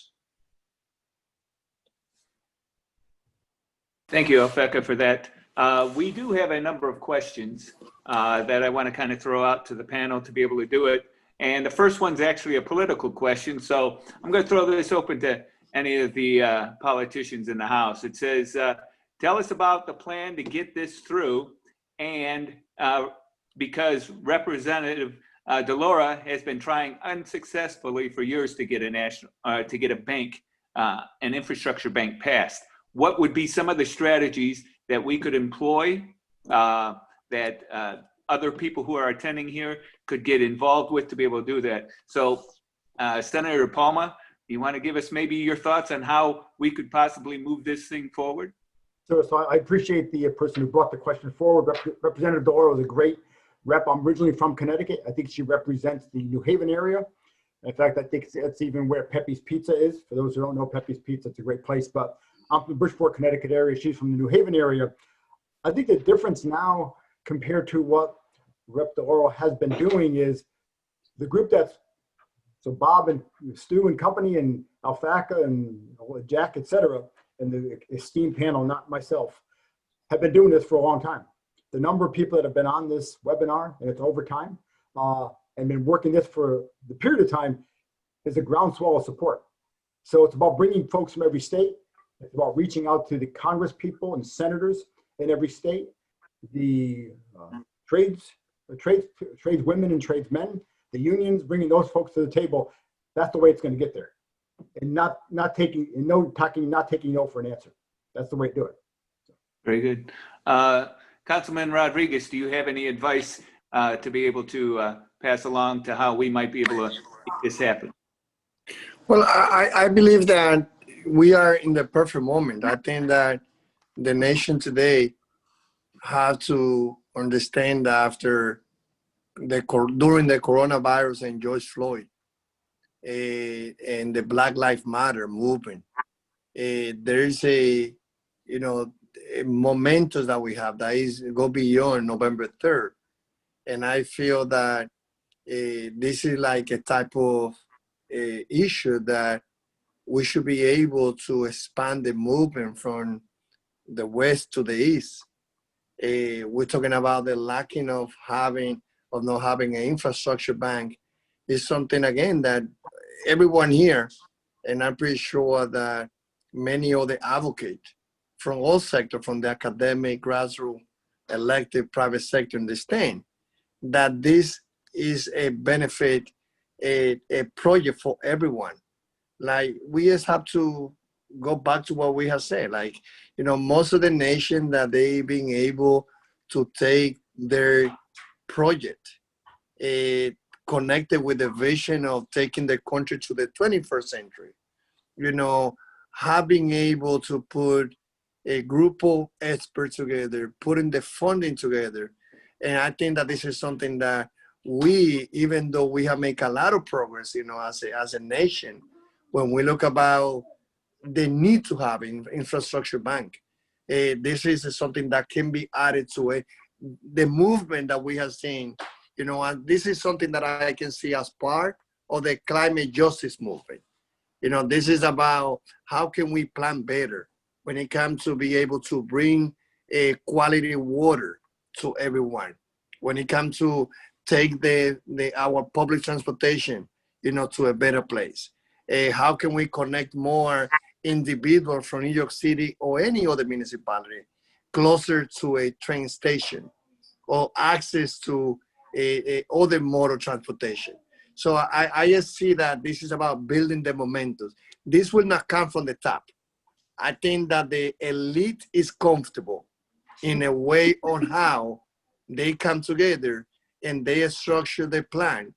But it is the average New Yorkers that are thinking about, well, when we do any major project, it could be DDC or a DOT or any city agency, even though, you know, when they were planning the Second Avenue subline line, one of the reasons why the project became more expensive was because all those cables that we have under the road, cable that they are there for more than 100 years.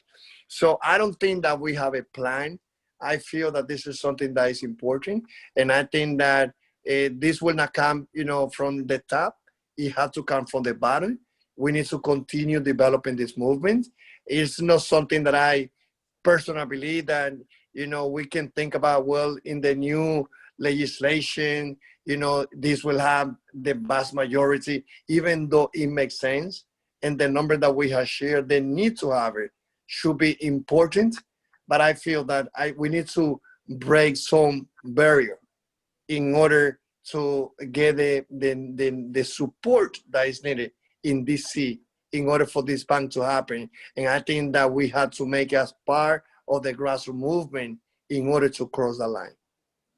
Thank you very much. I think you're exactly right. I've always been a fan that said, if we build the parade, the politicians will run to the front of the line to carry it across the finish line. With that being said, there is another question on here, and I know, Governor, you had talked a little bit about PPPs, but this person says, when I hear PPP, it brings to mind contractual obligations of municipalities that can result in revenue flowing to financial organizations and losses borne solely to taxpayers. Is this the only model that's in the infrastructure bank? I'll answer that first part. It is not the way the bank is actually designed to use PPPs. We do not, it's not the only way to go forward, but the infrastructure bank actually has a way to be able to, if a PPP is viable and a real option to be able to do it, obviously they make some sense. But with that being said, could you kind of share a little bit about? And I used some PPPs when I was governor. And I served 22 years in the legislature before I was governor. And some while I was in the General Assembly. They have to be very carefully structured, and they have to be monitored and audited. You just can't throw it out there to say, well, you know, we're going to pick up all your losses and we're not going to get any of the upside. So yes, but they can be valuable because you, what you're doing is you're leveraging funds, which is what the infrastructure bank does. You've got to multiply leverage funds, and because that's what gives you the largest bang for the buck. I want to say one other thing too about the last question about how do we get this passed. You know, and this may be shocking to some, but I've noticed over the years, we are a capitalist country, that where greed and good public policy intersect, it is a powerful force. And I think that, you know, if I were in Congress and I were writing this bill, I would call it the American Infrastructure Bank. And I would say, you can't finance through here unless it's American labor and American produced products that are going to be used in the products. Now, what does that do? Well, it gets the manufacturers who are struggling, as we talked about earlier, and have struggled, it gives them a steady source of money to produce products. And it also creates a political force. I mean, if you can get the Chamber of Commerce being pushed by the manufacturers and the labor with Davis-Bacon wages pushing from the other side and everybody sees this is a once in a lifetime opportunity, I think it could be a powerful force. And what it does is politicians, let me just tell you this. I hate to say this. Politicians, there are few politicians that understand what's going on. I used to say in the General Assembly, which has 236 members, there was no more than 5 that knew what was going on at any one time. And I know it's the same in Congress. And what you have to do is you have to create a coalition of both business and labor, and they're bound by it because they make money off of it. The common denominator is money. And I think that's the way, yes, ground swells, I think so, but politicians don't pay attention. Remember, they're reactive, not proactive. They don't pay attention until they think it may affect how they get reelected or whether they get reelected or not. For that answer. Representative Sabecki, if you'd like to take a stab at either of those 2 previous questions, that'd be great. Thank you. I would say that the time is now, and these are good paid jobs. We need to, the longer we sit here and continue to have conversations, we're not getting things done. So really the question, it was how can we get this moving? It's grassroots. It's starting city council to commissioners to your representatives, and build of support. And when you have a groundswell of support, be it letters, emails out there, and resolutions passed by your city council and by your commissioners throughout your state, you tend to notice that.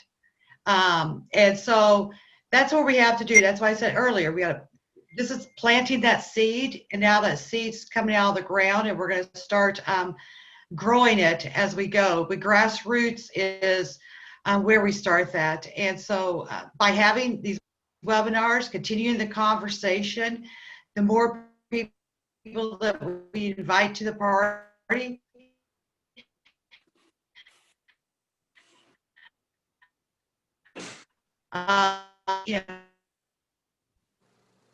spread the word. All of us that's on the webinar tonight, talk about this, talk about the jobs that this is going to create, talk about how we're going to jumpstart this economy, talk about how we're going to put people back to work with good retirement, and start that right now. And before we know it, we're going to be having a lot of people that's going to be having conversations that's going to be happening with the movers and shakers with my colleagues there in Washington, D.C. So, you're seeing on your screen now all the people that have started to support this. And I would say to your local elected officials, you don't want to be last on the list. You want to be first to the game, because the people that's first to the game are the ones that are prepared for when the National Infrastructure Bank starts. So that would be my advice, and just do it in the way that in a lot of ways of how we run as a first-time candidate for office. Start that grassroots opportunities. Thank you for the question. Right, thanks, Lisa. With that being said, one of the other questions that was there, and I'm going to throw it out to somebody who lives in a more rural area than I do here, where I do. I'm hoping that somebody can talk a little bit about what some of the benefits for rural areas could be with the projects that were mentioned, other than broadband. Because I think, Erica, you did an excellent job on that. But if somebody, I don't know, Jason, I'm not quite sure where you live in Virginia. Tell me about rural areas and how they could possibly get some of the money that's coming here. Well, I mean, with the loss of those 70,000 manufacturers, you lost a lot of those one factory towns. I mean, where everybody worked at the factory. And then when you bring back this in broadband, Erica talks about it. Broadband is like electrifying rural America. I mean, you bring back that communication, you bring back that ability for them to be in the market at real time. Same thing with making sure that they have the right water. I mean, there's another thing, clean water. You cannot have a factory if you don't have clean water. You heard the governor talk about reservoirs. I mean, when you set the stage, then manufacturers come, and in the way they want to do that is they want to get cheap land. We're seeing it right now in Virginia. When you look at the data centers, they go to areas where they got access to transportation. They got all the other items they need, but they want cheap land. Manufacturers are going to do the same thing. It'll be a renaissance for a lot of these small communities that are bleeding people. So I see that's how you would help the areas that are out of the urban area, more than just farming. You would actually bring back that factory that would set the stage for the service economy and everything else that goes along with it. I totally agree with what you're saying there. Those are some of the important things that have to get done. And the other thing that I think we have to keep in mind here when it comes to the bank doesn't have to necessarily dictate all the projects that have to be done, especially in rural communities. If a rural community needs something and they need the funding for it, the bank is the source of the funding. We're not there to tell you this is what you have to do in communities. And I think that's an important thing to remember as we're going along here, is that the idea of the bank is to make sure the financing is in place for what needs to be done in your community. That has to be a community decision, a regional decision that makes things that go on. And I think that's an important thing to keep in mind here. We're not necessarily going to say we have to do this. We're just saying these are some of the important things that could get done. So I would really encourage people who live in rural communities to think about what you need and look at this as a source of financing at the end of the day. Hey, Bob, just a quick note, the grid affects everybody. Rural, city, it doesn't make suburban, rural, urban, it affects everybody. Absolutely. Good, very good point. Thank you. I have a question here for talking about rail and some of the other development that goes in and around rail lines, stations, stops, et cetera, and the economic activity. Could any of the railroad experts kind of give us a little bit about the economic impact of high-speed rail or rail in general that could affect or could be caused and increased by having these stops? As I mentioned, I'll take the question. As I mentioned in my presentation, when you build these rail stations, you immediately create enormous value in the land within a 5 or 10 minute walk surrounding the station.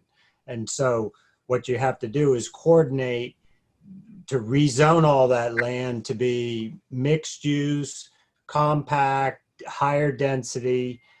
You can mandate big percents of affordable housing, because that's how you can really create affordable living, is if you don't need to have a car. You can use rail as your main form of transportation and live in one of these communities near a rail station. That is instantly affordable living for a lot of people. And also it's a way to help fund the systems. If you look at the Bright Line, that's their actual model. In Florida and in Vegas, they're making most of their money off of the real estate. The rail is enabling the real estate, and then the real estate is how they make their big money, and then the rail supports it, and the real estate, and then the real estate supports the rail. So it's a sort of a self-feeding system. And of course, that goes back to, that's how Japan did it. If you look at the 2/3 of the profits that the Japanese rail system makes is from their real estate operations at and above and under and around the station. So these two go hand in hand. And as I mentioned earlier, it directs the growth into a smart growth pattern, which is what we want anyway. That's a climate solution in itself, a compact, so you don't need to have this sprawl and put everyone in cars. That's the climate cause, and then when you flip that back to walkable communities surrounding a rail system, that's a huge climate solution and an affordability solution on multiple levels. So the two are, hand in glove, fit together. Very good. Does anyone else who, either Dr. Metcalf or Rick Harnish, do you have anything else you'd like to add to that? Well, I think basically Andy's hit it on the head. I mean, essentially, the way he describes it is the joint development potential at the railway stations can be enormous.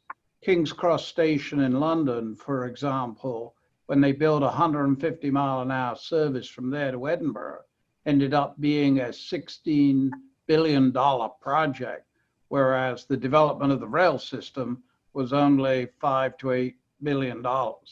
So that is huge. And what is often not understood is that those developments often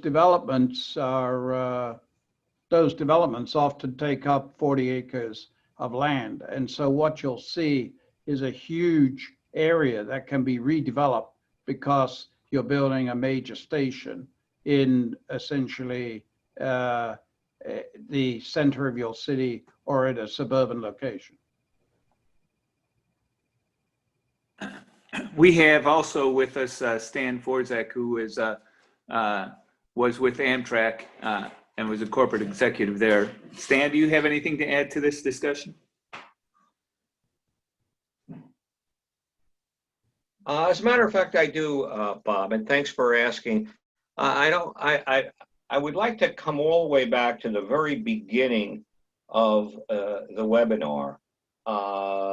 Senator De Palma made an excellent analysis of what the electric grid means.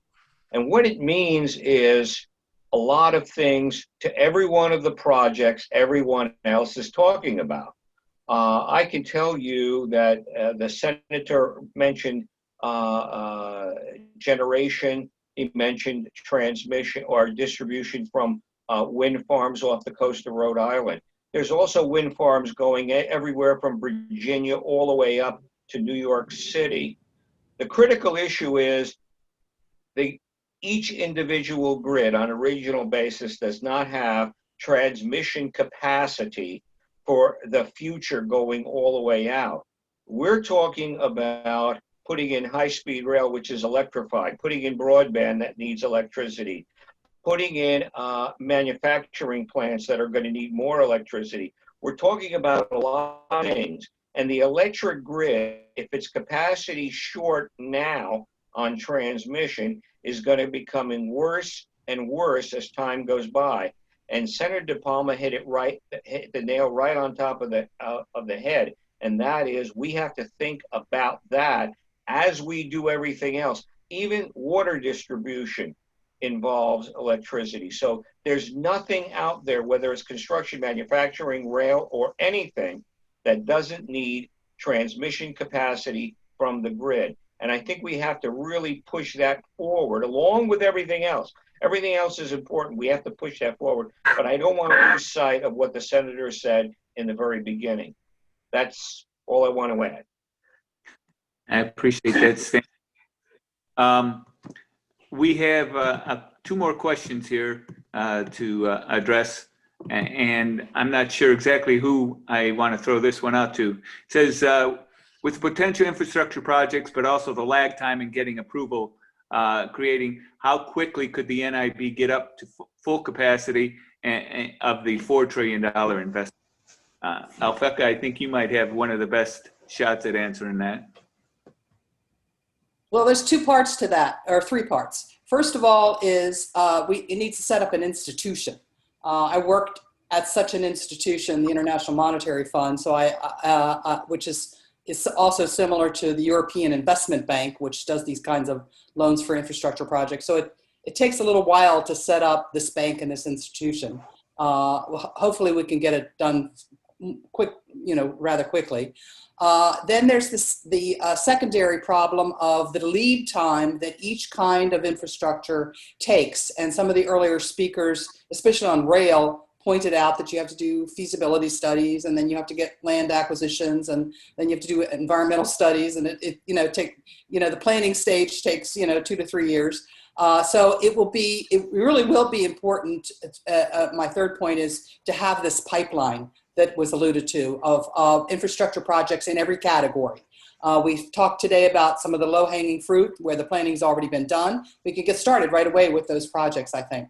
And then we'll have to make sure that we have a good, even pipeline to make sure that we have an even distribution of these projects over the many years, and maybe some years where we have more projects coming in for approval than others. But the faster that we get the projects rolling in, that's really a priority. The faster we get people that are unemployed or marginally employed or have dropped out of the workforce to get into these great paying jobs, and then the faster that everybody's finances, government finances, family finances, business finances, the faster that we get the economy rolling and growing, the faster all of those finances improve.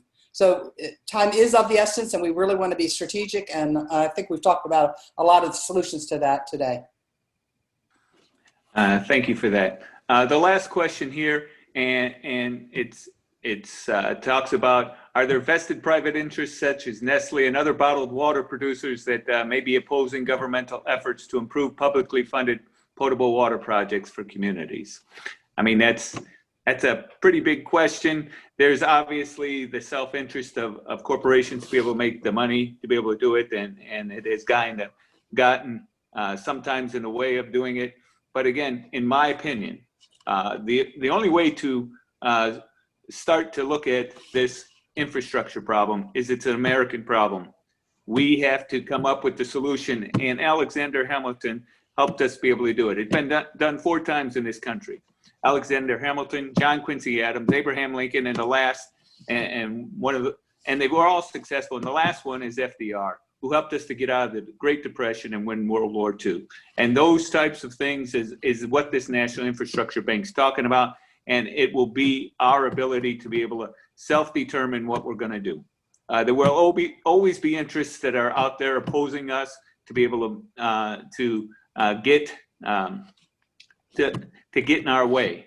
But the American people deserve a national infrastructure bank that can serve all the needs and be able to help to get this country moving forward, repair all the infrastructure that continues to go in this country that has been in decline for a long time. And it's going to take big, bold movements in order to be able to move us forward to be able to do that. And hopefully, with the things that are currently happening with unemployment and all the other things that are happening, hopefully this will be an engine to be able to start to hopefully address and solve those issues moving forward. I don't have any more questions that were asked by the thing, but I will throw this out. If there's any of the speakers that would like to do a summary of their thoughts and that, real quick rundown on what they can do. A minute or less, we'll go for it. Let's start with Senator Palma. Bob, I think I am good. I think the point's been made, and it's time for action. And I don't want to overuse the word movement, but we need to continue the movement and bring it over the goal line. So, thank you. All right. How about next, Professor Metcalf? Or Dr. Well, Metcalf? the key thing, I think, is that the country has been short of capital for investment in infrastructure, and essentially what's needed is the institutions that will provide the money to allow all the projects in all the range of infrastructures that we've considered tonight to be developed, and that's critical. All right, thank you. How about Andy Coons? Yes, I want to second that. I think that what the infrastructure bank can do is literally focus on the needs of the country rather than the way things are done right now is everything we do more or less focuses on the needs of corporate profits while our country just deteriorates before our eyes. So that's what I think one of the biggest things the bank can do is sort of get past the politics and past all the special interests and look at the nation as what are the true needs here and how are we going to get them fixed. And the other point I want to make is that was said by several people. We are in a unique time right now with millions of people protesting and really active for the first time. That's like ripe for change. There's no point in our history was change more likely to happen was when those situations were there. I mean, the 70s and the 60s and the 70s was one of our great periods of huge change. And that's when we had millions of people in the streets and a lot of, a lot of it was anti-Vietnam War, but it led to humongous sweeping changes in our country. And I think that we're definitely at one of those points right now. So this is the time to really seize the moment and push through all the big changes that we've all said, we know it's been needed for 50 or 100 years. So thank you all for doing what you do. Yep. Governor, do you have any last words for us? The only words I have for you is that this is long overdue. And I do believe there's going to be an opportunity. What you cannot let Congress do, even if the elections come out like everybody says it is, what you can't let Congress do is saying, oh, we can pass this as a little relief program, and we can, up the motor fuel, the trust fund, and we can do that. You have to impress upon the politicians that you have to have a major change in the way we're doing this. And it's not going to do any good to put a Band-Aid on. We've done that. We have a high percentage of, for example, of home ownership. Why do we have that? The guarantee of the mortgages by the United States government is the reason that we have those that high home ownership. Imagine what the home ownership would be in America if we didn't have FHA insurance. And so this is not revolutionary. It's just applying it to something that we know that works, just like FHA, just like the other banks that have come before. And how you create this as a crisis, we're a crisis-driven people. We never worry about gasoline till we go to the service station. We can't pump gasoline into the tank. Sometimes great leaders create crisis and then comes with a solution. And that's what we've got to get somebody to do, to see that there's a crisis here and tell them it was all their idea to start with. Agree with you 100%. Councilman Rodriguez, you got some points for us? Final thoughts? I just feel that this is one of those big projects of this generation. It's not an easy one to do. It's not something that will be done because it makes sense. But it will be done if we take that approach. After coming out from this crisis, we should be able to leave something that can work to take this nation to the new century. And I think that, again, this is something that I hope that the grassroots movement will embrace it, that the youngest people also, those organizing at the college level, they also should take into this fight. And hopefully we can continue passing resolution at the New York City Council. We have a resolution together with Councilmember Carnegie, where we're trying to pass at the New York City Council. And as somebody else already said, let's continue working through municipality, through a state. Let's add the voices of more governors and former governors so that we can take it to Washington, D.C. and get it done. Thank you. Thank you, Councilman Rodriguez. Lisa Sabecki, do you have any final thoughts? My only final thought is, first of all, thank you for guys having this webinar. Very informative pieces of information. But really it's going to be, I'm going to give everyone a task. That's what I kind of do when I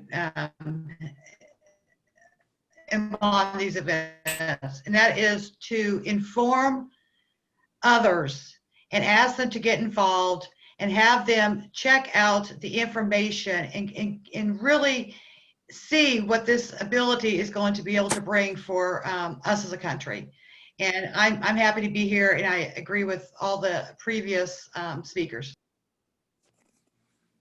Thanks, Lisa. And Erica White.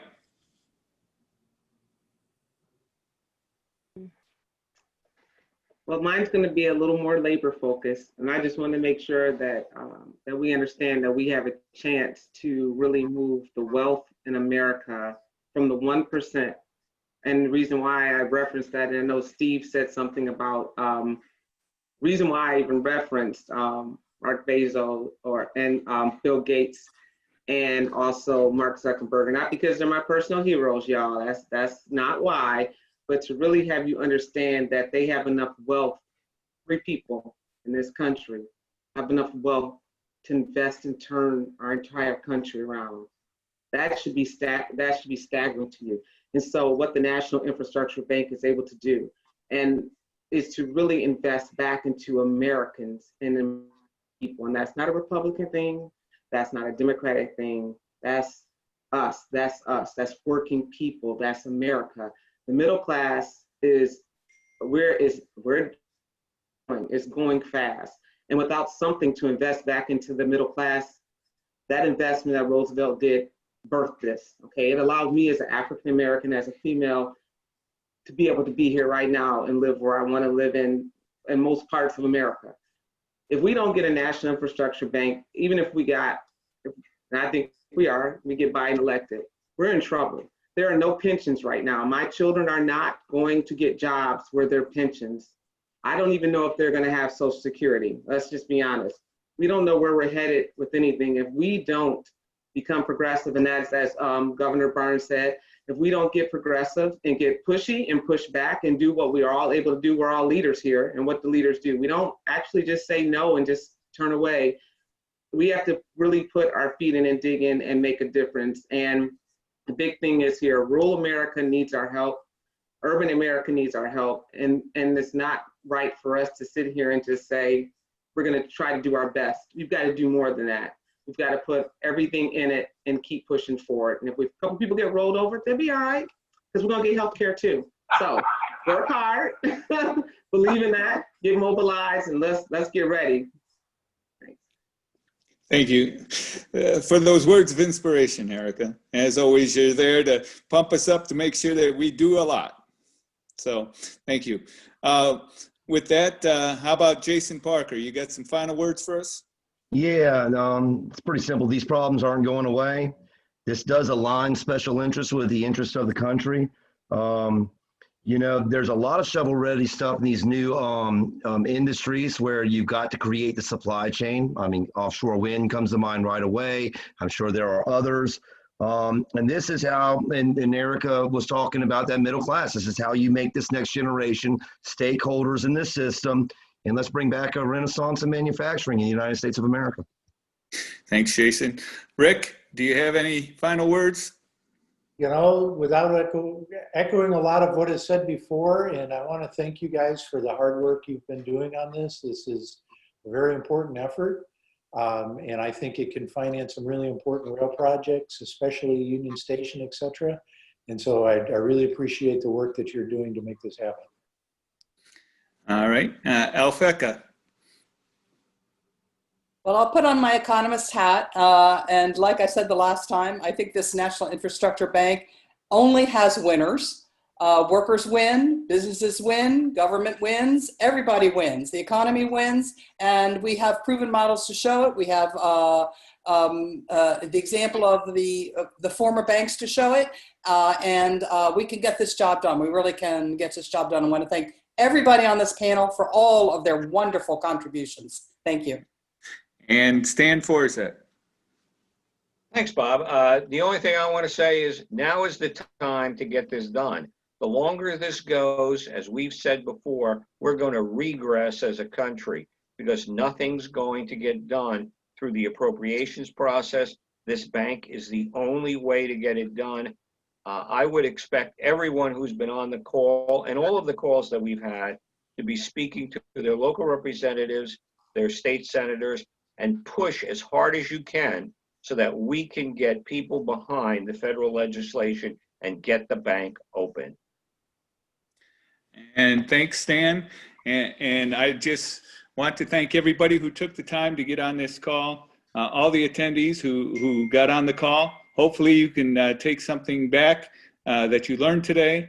And we are available to be able to help you get the information and get questions answered. Please visit our website. It's nibcoalition.com. By visiting that or our Facebook page, you will be able to learn even more details about what's going on and how you can get involved. There are a lot more webinars that are on there that go into great detail, and I'm sure we're going to be having more in the future. Again, thanks so much for all the participants. Your time was valuable, and I appreciate all the time that you took to get involved with this. And with that, I'm going to say good night. Everyone have a great evening. Same to you. Good night. Well Take done, care. Bob. Thank you.